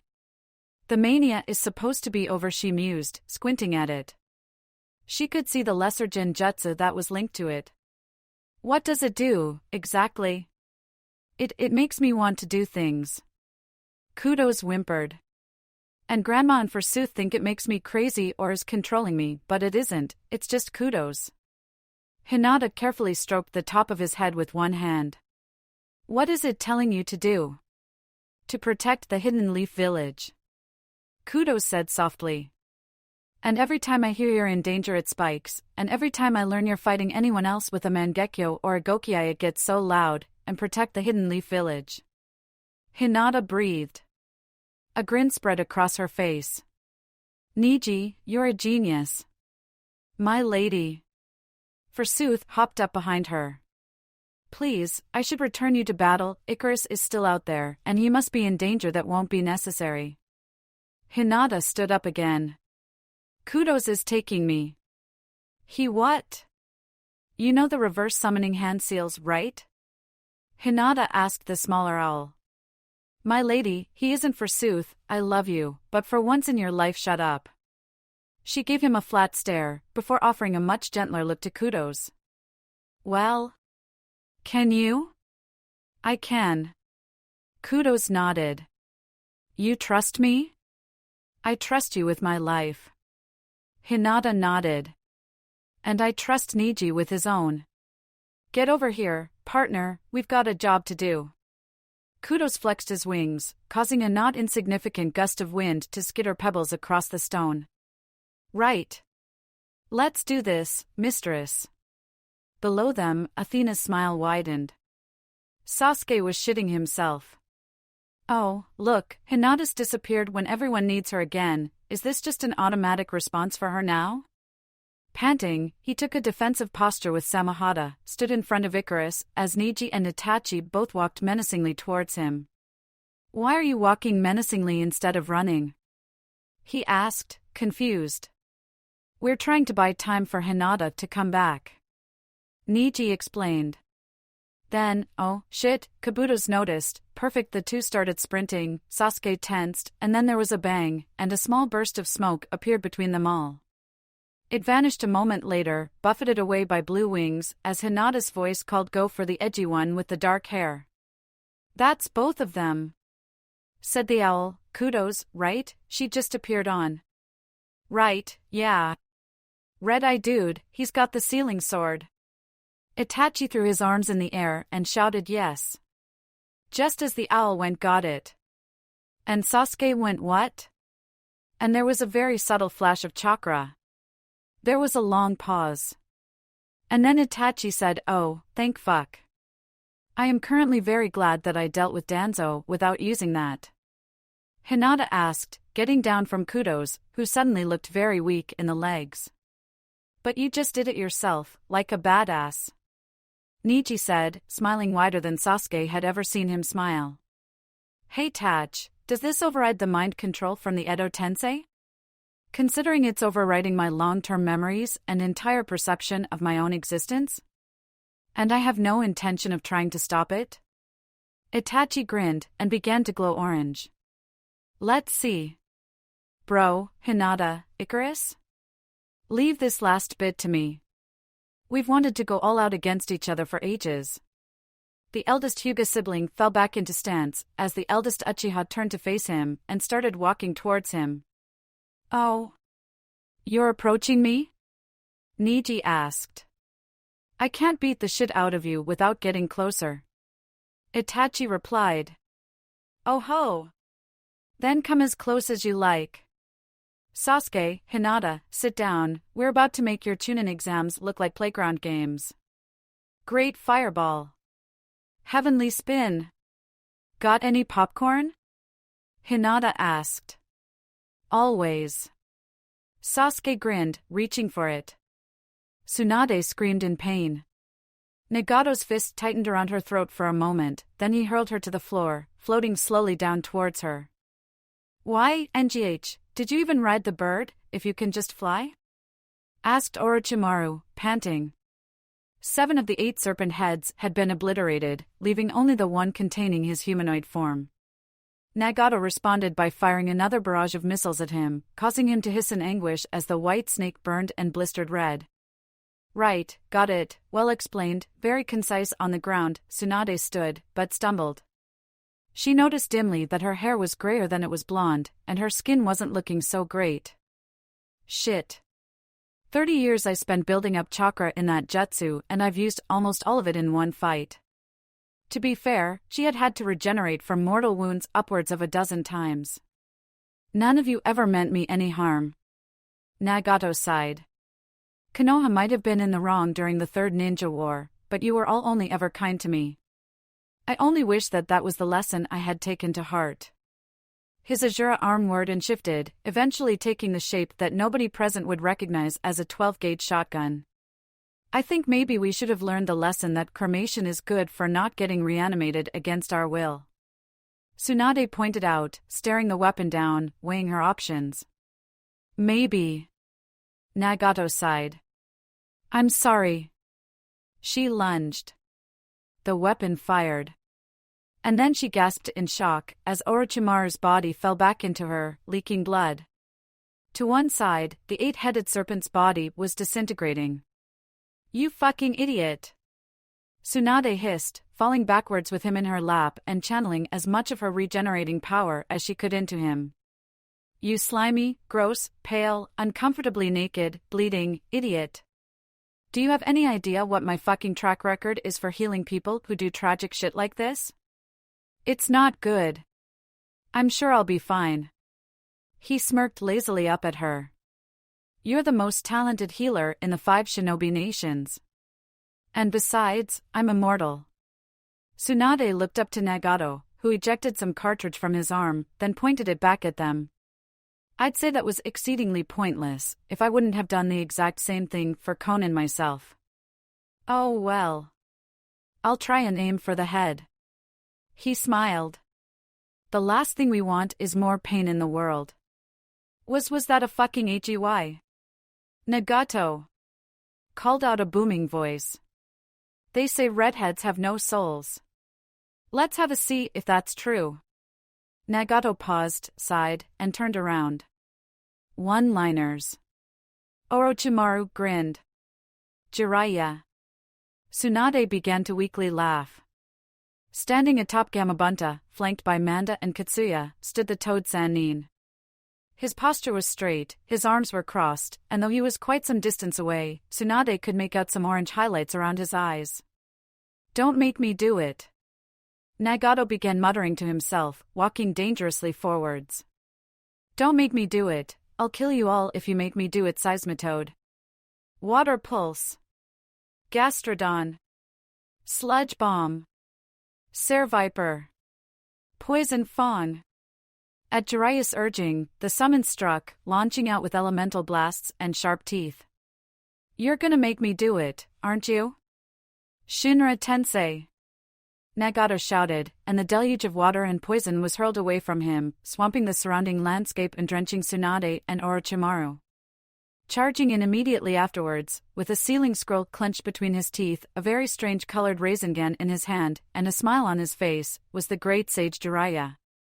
He batted aside one missile with a field of frog kata, shattered the Azura arm with a kick, blocked 2 punches in an attempt to yank out his soul, punched Nagato's face and swept his legs from underneath him. Jiraiya jumped up as Nagato fell, preparing to bring his attack down. This is for my arm, punk. Rasengan. Nagato hit the floor. Sighed. And quietly said Chibaku Tensei. Jiraiya's expression changed very quickly, as he, Tsunade, and Orochimaru all began to fall up. I just learned a whole bunch of hard names all at once. Or the best line in the entire damn manga. The fight between Neji and Itachi was, objectively, really cool. Like maybe if you were a pacifist who despised violence in all its forms you wouldn't think it was cool, but as far as Sasuke was concerned it was really freaking cool, and he was fairly confident that nobody he knew would contradict him there. Initially, the two seemed fairly evenly matched. But whether there was an overall skill disparity, one's powers better countered the other's, or it was just a matter of one trying his hardest to win and the other trying his hardest to lose, it only lasted a few more seconds. "If you put your sword in me, you're gay," shouted Neji right before Itachi speared him with the Totsuka blade. "Aw, damn it." Itachi groaned, as his teammate sort of got sucked into the sword itself. It looked to Sasuke like a particularly horrifying vacuum cleaner, brand new civilian technology, as Neji was sort of spaghettified and pulled through into a gourd at the Susanoo's hip. Wow. That almost happened to me like 5 times. Sorry, bud. Itachi sighed, as the Susanoo vanished around him. I'll let you out when we finally put a stop to this, all right. Team meeting, form up. All humans, gimme your hands. Hesitantly, Sasuke and Hinata did. Kudos just sort of sat down close to them, while Icarus remained on guard some distance away, and Sasuke's eyes widened as he felt chakra flood into his system through the hand. Are you? He asked. I have infinite chakra. I can give some to you. Itachi grinned. This technique is so broken, and charging you too is the only reason I'm still here. Listen, this Kotoa Mitsukami is really insistent, and I'm lucky we designed it to even let me notice it's there. I need to protect the Hidden Leaf Village. Right now, that's helping you too, but as soon as you're okay, I have to go. To stop Kabuto. Hinata realized. Her other hand was roving across her and Sasuke's bodies, using some basic healing jutsu and the free chakra to repair their wounds. The touching would have been weird if Sasuke wasn't A, uninterested, and B, fully aware she only had eyes for Naruto. Yup. Itachi nodded. Me and Neji came straight from his location, pricks hiding out in a cave. And probably shitting himself, because he can still see through my eyes if he wants and knows that I'm coming for him. Sasuke, he turned to him, I have a plan, but I'll need one of you with me. No problem. Sasuke nodded. What's the plan? Or, wait, if he's listening you probably shouldn't say, oh no, let's let him sweat a bit. Itachi grinned. You know those very special two-eyed powers I told you I have? Sasuke blinked, then grinned as well as he realized what Itachi was talking about. Ah, hell yeah. I've always wanted to see you use those. He turned to look at Hinata, don't worry. We got this. All right then. She narrowed her eyes. Naruto's in trouble. Oh, there she goes. Sasuke chuckled as she let go of Itachi's hand, started running and stopped. The Sannin are in trouble too. She bit her lip. Oh, motherfucker. Sasuke leaned over to his brother and whispered, behold, the wild Hinata's common sense warring with her most basic driving instinct. Really, Sasuke? Right now? She snapped. Right, sorry, continue. Toby seems to be holding back for now. Naruto still looks exhausted enough, she mumbled to herself, clearly focusing on her Byakugan. There are people on the way to help him, though, and the Sannin are about to engage. She shook her head, then turned back to them. I'm going to save our teachers. When they're out, we'll loop back to save Naruto. Whatever you're doing, do it fast. Icarus swept a wing down, and she climbed up onto him. Kudos was recovered enough to take to the air himself, and the trio flew back towards the other giant monsters visible on the horizon. I am genuinely amazed she was able to make that decision. Sasuke remarked. I heard that.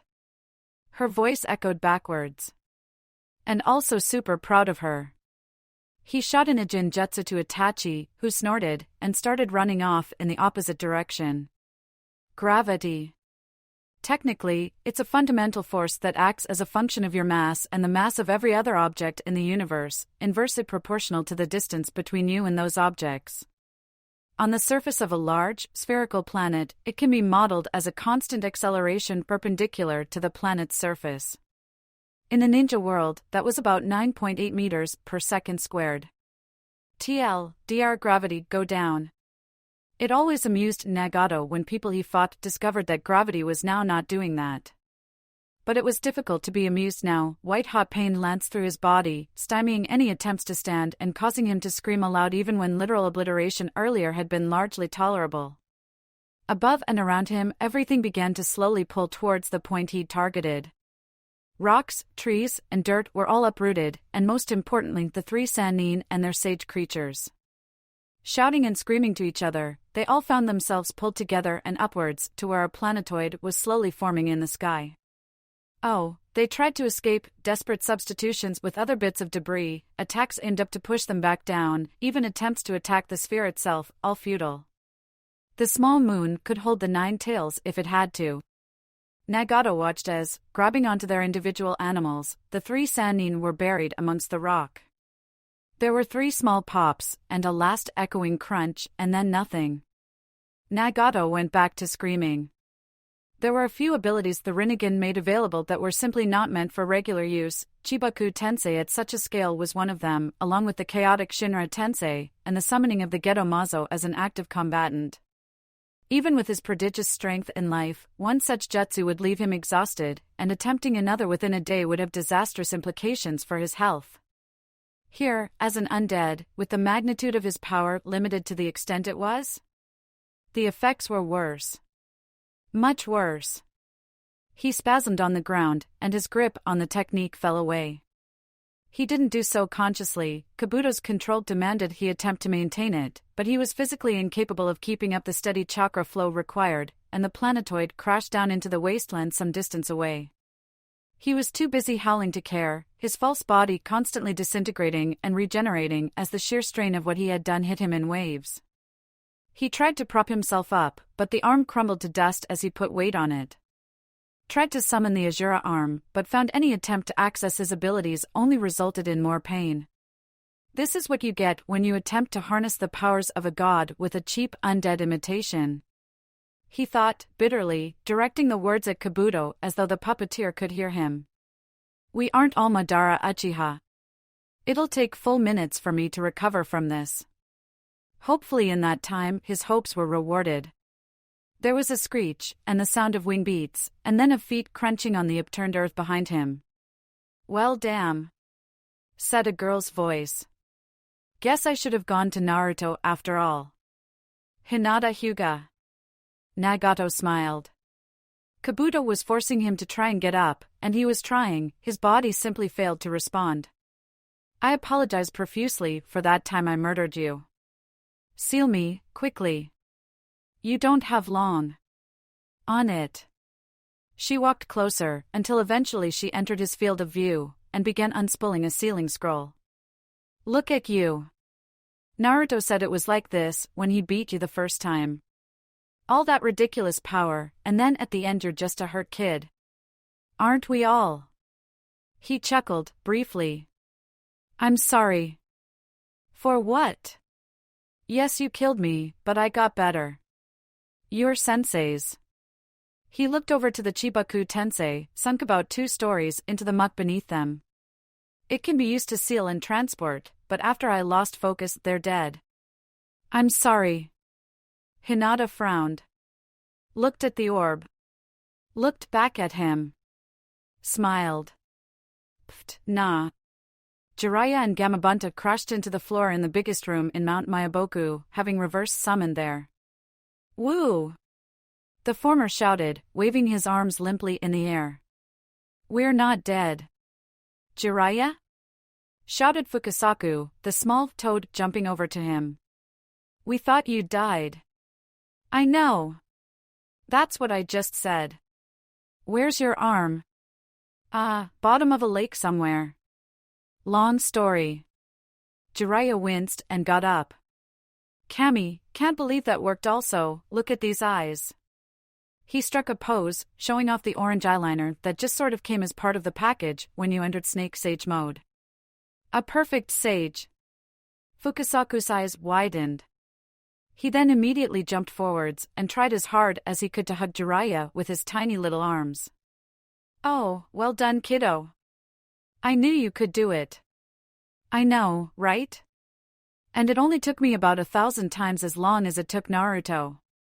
Yeah, well, that kid's going places. Jiraiya laughed, good-naturedly, hugging the elder back as well as he could. Don't I know it all right, I gotta get back. We agreed on reappearing in 5 seconds. Only about half that had passed so far. All right, all right. Fukasaku hopped back. Get back out there and kick some ass. On it. Gamabunta, you ready to go? The giant toad grinned. What, you expecting me to be tired? Who do you think I am? Tsunade crashed in Shikatsu Forest next to Katsuyu and groaned, flopping down in the grass. Okay, I am in pain and I look old, and you guys have 5 seconds to fix those things. She complained, as a bunch of smaller slugs approached her with panicked shouts. I am going to spend that time taking a nap. Wake me up when it's time to go back. Orochimaru landed delicately in Ryuchi Cave as Manda crashed into the stone beside him. The giant snake immediately rounded on him, hissing, What in the name of how are you here? I didn't consent to reverse summoning you here. As if you could stop me if you wanted to. Orochimaru smiled, though the expression soured when he looked down at himself. Oh, perfect. Sat on a palanquin on the other side of the cave, the white sage snake lazily smiled across at him. Ah, look at you. You're not even a person anymore. Nope. Orochimaru walked over to one wall, ripping down one of the fabric curtains. Hey. Manda indignantly shouted, and fashioning himself some basic clothing. This isn't a real body, it's a chakra construct. I may as well be piloting a shadow clone. It's decaying by the minute and sapping my chakra by the second, and I have little enough of that left. I presume you have a plan? The sage snake asked. Oh, of course. Orochimaru replied, turning back. What kind of a mortal would I be if I didn't have backups for my backups for my backups? Come on, Manda, let's get out of your boss hair. Or, scales. And you're not even paying me in human souls? Manda deadpanned. No, I'm a good guy now, no more human sacrifices. Fine. The giant snake glowered, moving back over to him. But I'm only doing this because your snake form is cute. There were 3 pops, and the 3 Sannin and their summons reappeared in the real world. Ah, the fight's already over? Gamabunta observed, taking the situation in.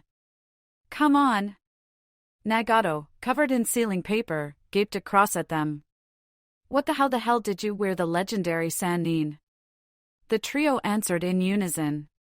Fuck you, we can do whatever we want.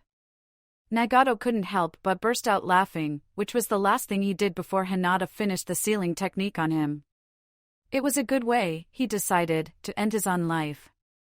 Naruto Uzumaki was in a wee spot of bother at the moment. Blue fire hairball. Lava bullet. Coral eruption.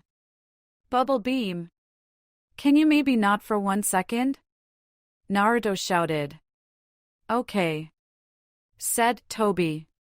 All of the reanimated Jinchuriki stopped moving, during which time Naruto fought his way out of a chakra-suppressing web, a coral cage, and a plethora of other elemental bullshit. And then the second was over, and they all started moving again.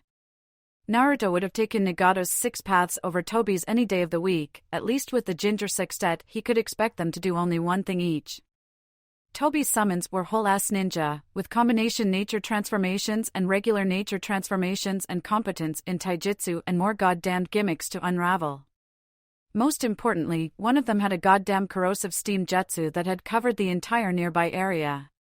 With his senses and regeneration, he barely even noticed its effects, but his shadow clones would pop the moment they were spawned, effectively stopping him using them. QB. Advice? Try harder. This is as hard as I can try. Pussy. Oh, fuck you. Buffeting wind. The mist briefly cleared, shadow clone jutsu. Buffeting wind. It cleared further, he was being charged, Rasengan.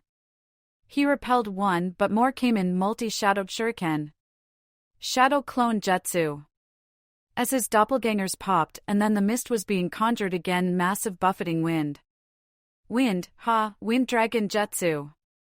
Kami, this was tiring, the chakra cost wasn't much to him normally but he was down to less than a quarter of his usual reserves and wasn't used to throwing out these many techniques this fast.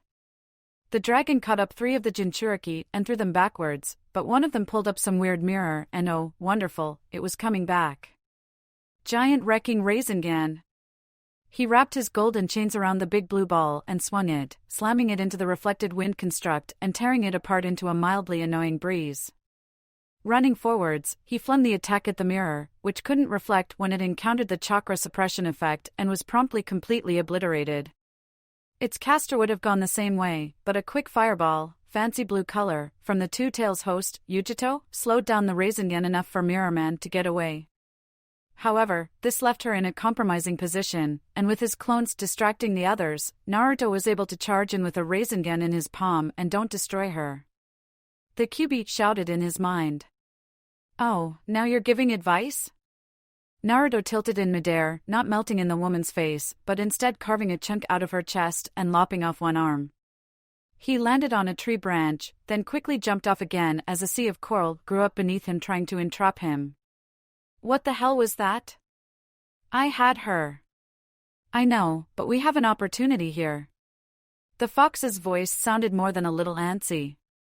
Just then, you would have only killed some woman's corpse. But, you see those rods? Naruto looked, amidst desperate attempts to not die, at Yujito, and could see black rods poking out of her in various places. Chakra receivers? Same as what Nagato used, right? Right. He's channeling the Bija chakra into them so he doesn't have to use his own. But channeling isn't enough. Naruto could practically feel his Bija's feral grin. My brothers are alive, not just animated puppets. If the Jinchuriki transform fully, and we can get the receivers out, you want me to beat my enemies while they're stronger? I'm dying as it is. Pussy. Ugh. Fine. How the fuck do I make them transform? Push them harder. I can't, pussy. Fine. Naruto dropped to the floor. Cracked his neck both ways. Ultimate Rasen Shuriken Barrage. It was a very expensive technique, but an effective one, and now that he was free of the acidic steam, he could finally use it. The wave of blue tore through the woods towards the Jinchuriki. Toby said, "Okay, here we go." And the roaring of the clones was drowned out by the emerging bellows of 6 gigantic beasts. Hinata finished sealing Nagato in a mummy-looking thing, then sealed that in a storage scroll, then stuffed that into one of her pockets. So, you desummoned yourselves to escape the Chibaku Tensei? She checked. Orochimaru's idea. Jiraiya redirected. Actually, Karen thought of it first. Orochimaru admitted. His voice was shaky. Hiss-like. Her thought was to summon the snake in, Jinjutsu it, and force it to take me away. Obviously impractical in the heat of the moment, but effective if you've already brought the summon out and are on good enough terms with it. There aren't many power moves that can hit you when you warp halfway across the planet. You are gonna say chakra dick flops. Jiraiya accused. No, because I'm not an idiot. Orochimaru shot back. Tsunade laughed. Well, glad we're all happy and back together now. Hinata clapped her hands. But you should all either recuperate or come with me to the war front. Naruto is dying out there. And yep, the 2 through 7 tails are loose. The 9 tails can beat those easily, he'll be fine. Orochimaru dismissed. He only has half the 9 tails. He'll be fine. Oh, and speaking of dying. The snake Sannin pointed a finger at himself and made a click with his mouth. You've been dying before. Get over it. Hinata dismissed, already turning away. I'm not going to be able to this time.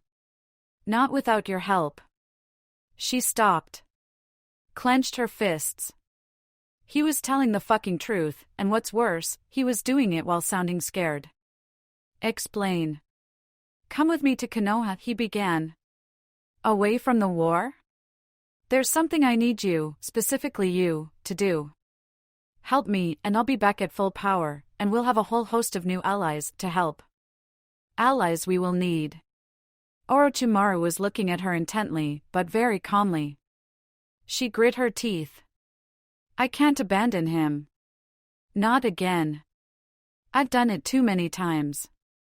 Orochimaru sighed. Switch? He offered, looking back. Hinata. Jiraiya switched in. You know you're not abandoning him. He'll know that too. Trust him. He might die. Trust him with that too. Jiraiya cracked a smile. He's Naruto. I mean, come on. Hinata's shoulders rose and fell. She looked back at Orochimaru. In and out. He promised. 10-minute adventure. And we'll go fight while you're away. Tsunade added, rolling her shoulders. I've still got some power left. Hold on, how? Jiraiya asked. Slugs converted Senjutsu chakra into normal chakra and put it in my seal. They can do that? Yeah. I've known you for decades, how the hell did I not know you could do that? Fine. Hinata held up a hand. Let's just go before we waste any more time. She glared at Orochimaru. Time these allies had better be worth. You know, if they're not at least Kage level, then they don't matter, right? Oh, trust me, my dear. Orochimaru smiled. They're Kage level. Naruto Uzumaki's wee spot of bother had put in a lot of work at bother school and graduated into actually a rather large spot of bother. The only wee was that which was evaporating off his trouser leg as a result of his panic. This is the last time I let Foxy goad me into things. 6 of the 9 Bijus stared him down. About 100 meters away, they were all as big, if not bigger, than Shikaku had been when Naruto has first fought him, and this time he knew Gamabunta was miles away. There were a few holes in their avatars from the Raisin Shuriken barrage, but those were quickly repairing.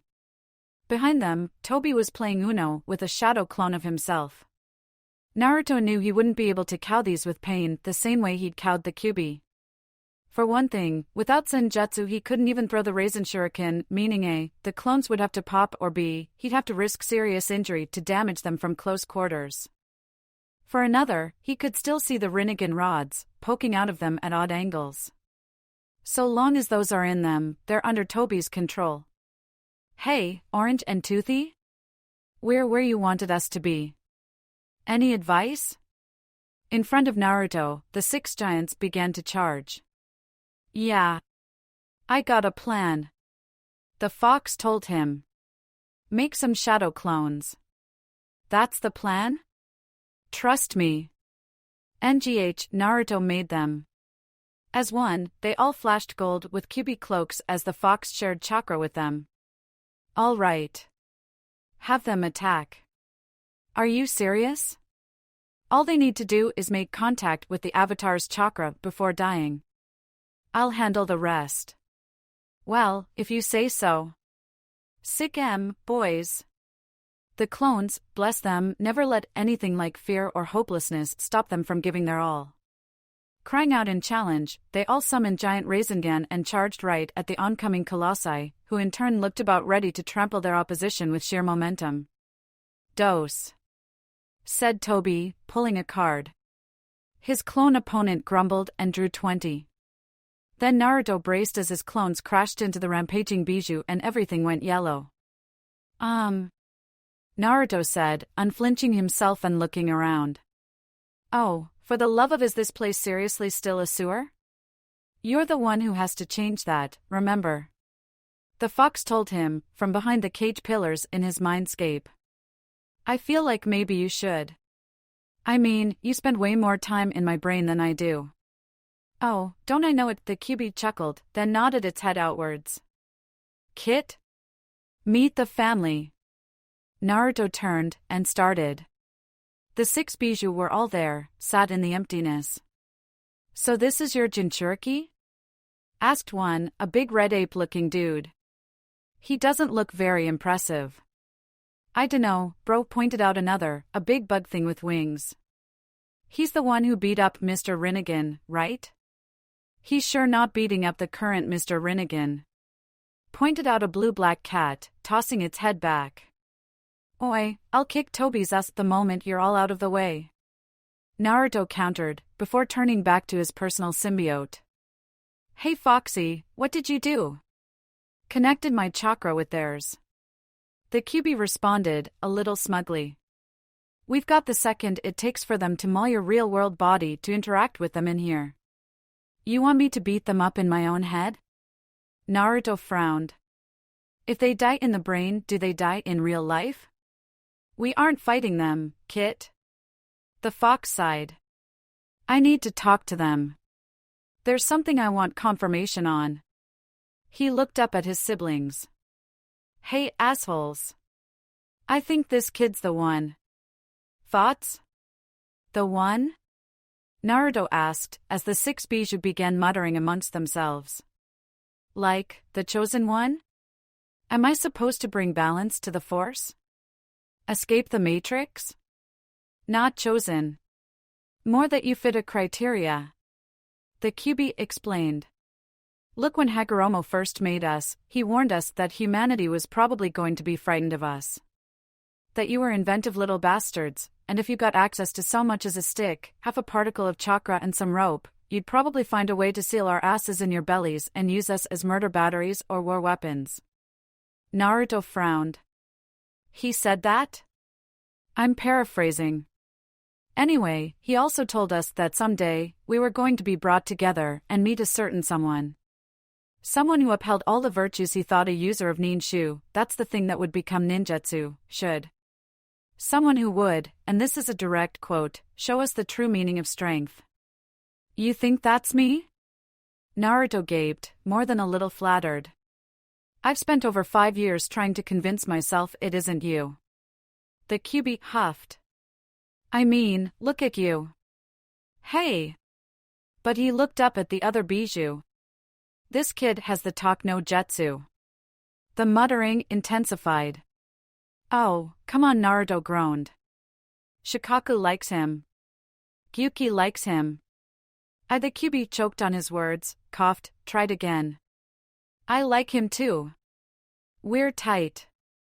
He's promised to let me out, even after everything I've done to him. I think he's the guy. Talk no jutsu is a big deal. Acknowledged a seal horse thing. He passes the vibe check. Decided the ape. I agree with what everyone else thinks. Said the turtle. Pussy. Said the cat. You're literally a pussy. Said the turtle back again. Then it looks like we're in agreement. Said the bug. It nodded to the QB. It's time. Yeah, that's what I was worried about. The Ninetails sighed, and lowered his head until he was looking Naruto eye to eye. Kit. It's high time you became a perfect Jinchuriki. Which means it's high time you learned my name. Naruto's eyes widened. For real? For real. The fox glanced up. You guys go first, it's more dramatic that way. My name is Matatabi. Said the cat. Isabu. Said the turtle. Son Goku. Said the ape. Yes, like the anime character.